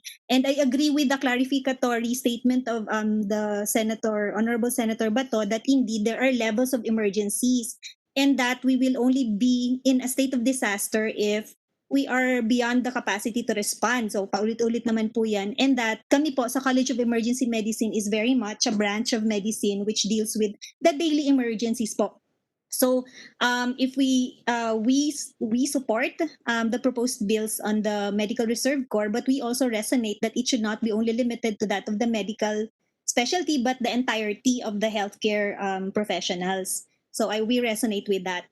We also recognize that the impact of disaster, considering the Philippines' risks and vulnerabilities as a nation, and that the COVID-19 pandemic has only highlighted our pre-existing challenges of our healthcare system. So we also resonate and echo the need to augment the current existing issues of the public health system, even before we consider also thinking about our reserve corps. But we also need to understand that we have to prepare that if it should happen, we have to have this reserve corps.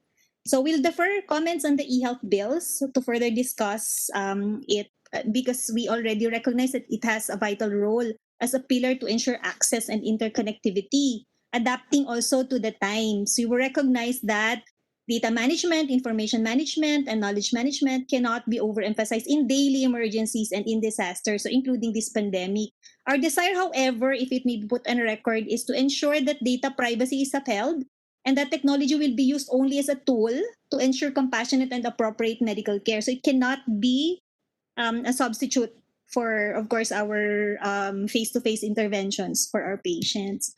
On the Medical Reserve Corps or the Healthcare Reserve Corps, we have reservations and recommendations, but primarily also echoing the concerns of kanino po kami magre-report if we will be called to be part of this team. We are echoing the recent emergency care systems assessment done with the WHO and that of the Department of Health, that we lack still. Even if we have bureaus, we still lack a dedicated lead government office at the national level with the authority to coordinate some systems in pre-hospital, facility-based care. But we understand that we would still want to be under the directorate of the Department of Health if this will be a healthcare reserve corps. We also understand that emergency medical management is anchored on teams. Teams approach po kami, hindi po pwedeng standalone si doktor, and that we are only as strong as its weakest link. So the layers of care in the emergency care continuum should be considered and all working within the scope and competency. So echoing also the need for training and introduction of formal curricula or training for emergency care in the undergraduate and postgraduate education, specifically for our nurses and all in the community. For physicians, even if it may be considered to be integrated in basic and secondary education levels. We need to have minimum training. So hindi po kasi lahat ng gumraduate kaya nang mapasabak po sa gera. Hindi po lahat ng gumagraduate pwede nang magtrabaho sa emergency departments natin if we are indeed in pandemics. So we need to integrate this early on, even before that happens. We need to have nursing and medical skills and knowledge as part of working in a team. On the reservation as to what will this be po, will this be mandatory or on voluntary basis, we echo also that question.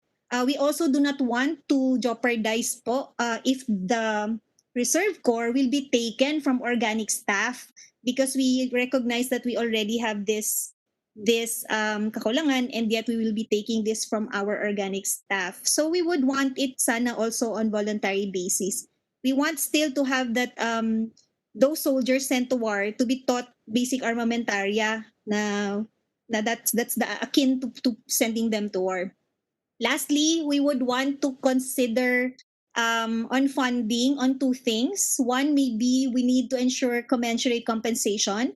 But beyond that, we also want to ensure safety, health, and welfare of the Healthcare Reserve Corps. So hindi lang po sweldo, pero sana po kung mabigyan din ng maayos na workplace kasi the health workplace is still a workplace. And still on funding, if we can create opportunities or provisions of incentives for those healthcare workers even before they graduate, if they can be given scholarships for those who are willing to serve the country, or even in the event of whatever eventualities, to be extended to their next of kin. So last statement ko na lang po siguro, we advocate still for the passage of the universal healthcare kasi ito po nagtatahi-tahi at yung Emergency Medical Services Bill ng gatekeeping ng entire healthcare provider delivery network. And sa pang-araw-araw po na emergency, pag hindi po natin na-address yung problema sa pang-araw-araw na emergency, hindi po natin ma-address din kung magkaroon po ng disaster. So that's all for the Philippine College of Emergency Medicine. Salamat po. Salamat, Dr. Apulin. Last is Mr. Einstein Rojas of the Philippine Alliance of Patients Organization. Good afternoon, po, everyone. And first of all, thank you for having me, as it feels incredible that the world is changing rapidly.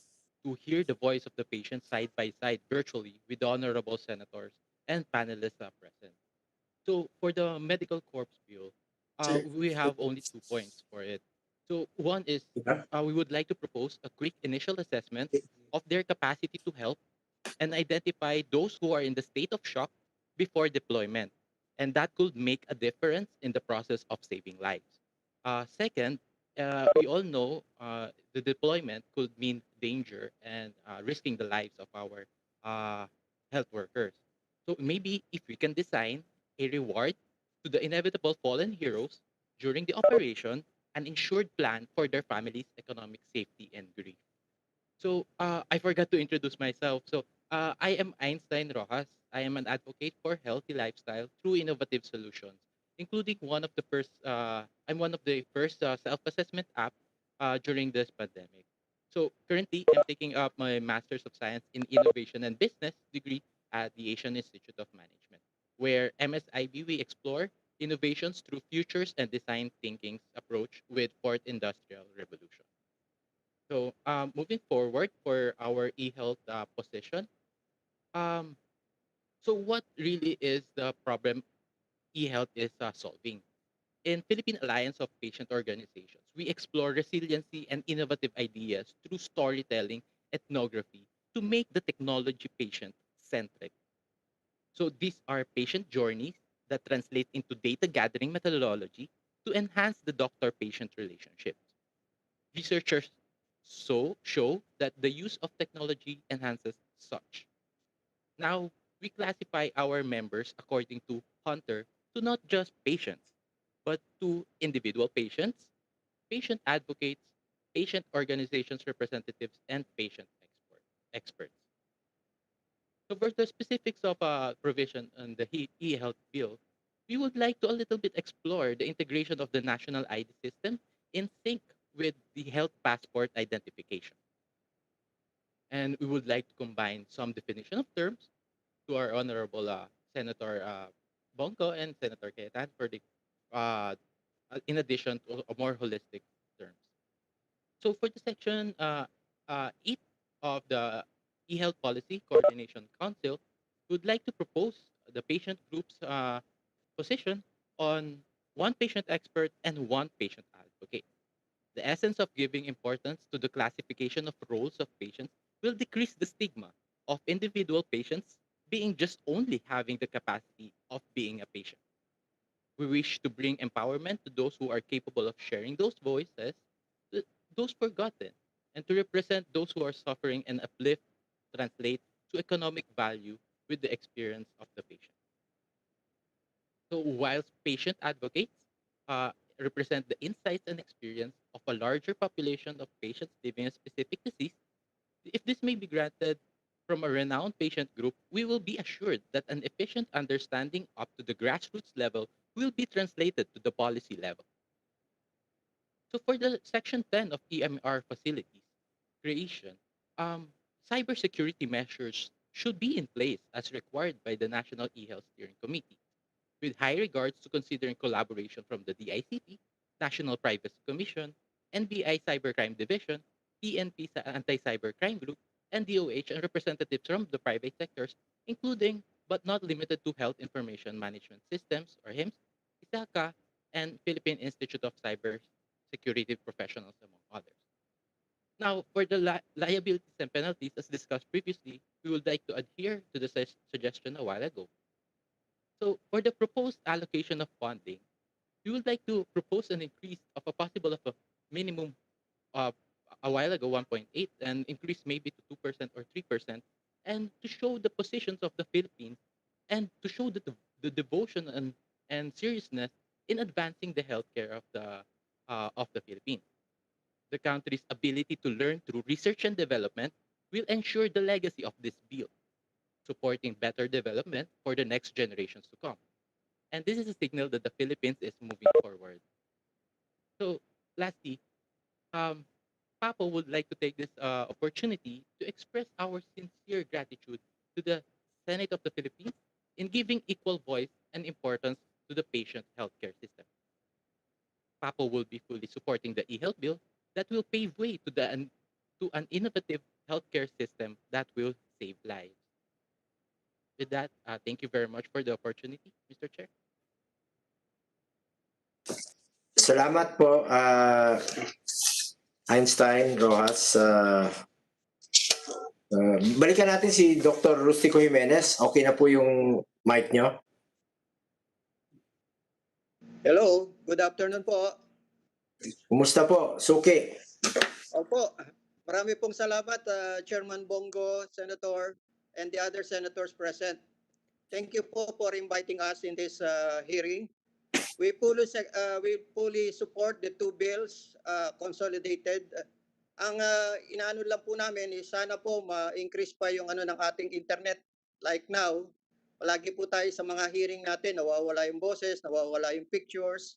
So kung mapaganda po natin ang internet, especially in the areas of GIDA, yung mga maliliit pong ating barangays, hindi po natin nakikita at hindi natin narinig ang kanilang mga reklamo. I fully support the programs of Senator Bongo, especially the malasakit centers. Some patients in our hospital were already beneficiaries of those programs that you have. Thank you, Senator Bongo. And then, of course, to tell you, the PHAPI or the private hospitals has already a program of telemedicine together with PMA. Nag-start po kami noong March. Wala pong bayad through Doc PH. Up to now, it's ongoing. Wala pong bayad po yon at may oras lang po about 12 hours in a day. And then po yung may kailangang referrals, nire-refer po nila sa aming mga private hospitals. Ang isa lang pong masasabi ko rin po, tama po yung sinabi ni Senator Cayetano, kailangan po include lahat yung ating mga because we have seen sa pandemic po nito, hindi lang po yung mga doktor ang totoo po yun. 42 na pong doktor ang namatay as of today in counting. And a lot of nurses, of course, are also affected. Presently in our hospitals, 3 po yung nurses from ICU ang nakakompine because of COVID positive. Meron na pong tinamahan sa janitors, sa ating pulmonary personnel, sa ating x-rays po, and the nurses in the emergency room. Kahit na po ganong kaingat ang ating mga nurses, tinatamaan pa rin po sila. Kaya po ang ginagawa po natin ay pag-stay na lang po sila sa hospital, doon na po natutulog, at hindi na po umuwi kasi po na-ostracize po ng ating mga kababayan pag uwi nila sa kanilang bahay. Kaya maganda po ang mga proposals nyo po, and we will write a formal on this bills, the formal position of the PHAPI.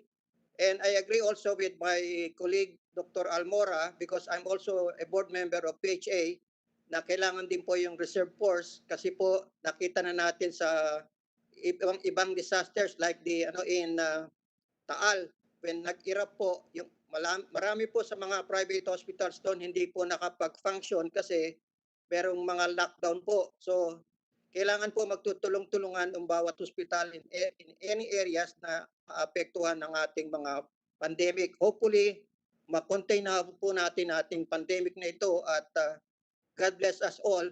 Marami pong salamat, Senator Bongo, and more power to your programs and the Senate as a whole. Marami pong salamat and good afternoon.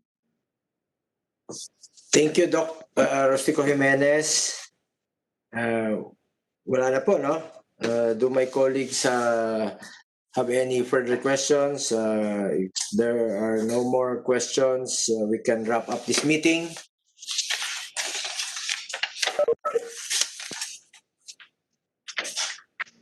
Okay na? So I will give my closing statement. I thank our resource persons for their inputs and comments. All the concerns and positions raised are well taken and will be considered in the drafting of the committee report. This is the time to outline our goals so that we can transform our healthcare system. Let us take this opportunity to learn from this crisis so we can address the gaps and weaknesses and reform our healthcare system for our sustainable future. Thank you sa lahat po ng mga resource persons nandito. Thank you for your time. This hearing is hereby adjourned. Thank you, Mr. Chair. Thank you din sa lahat.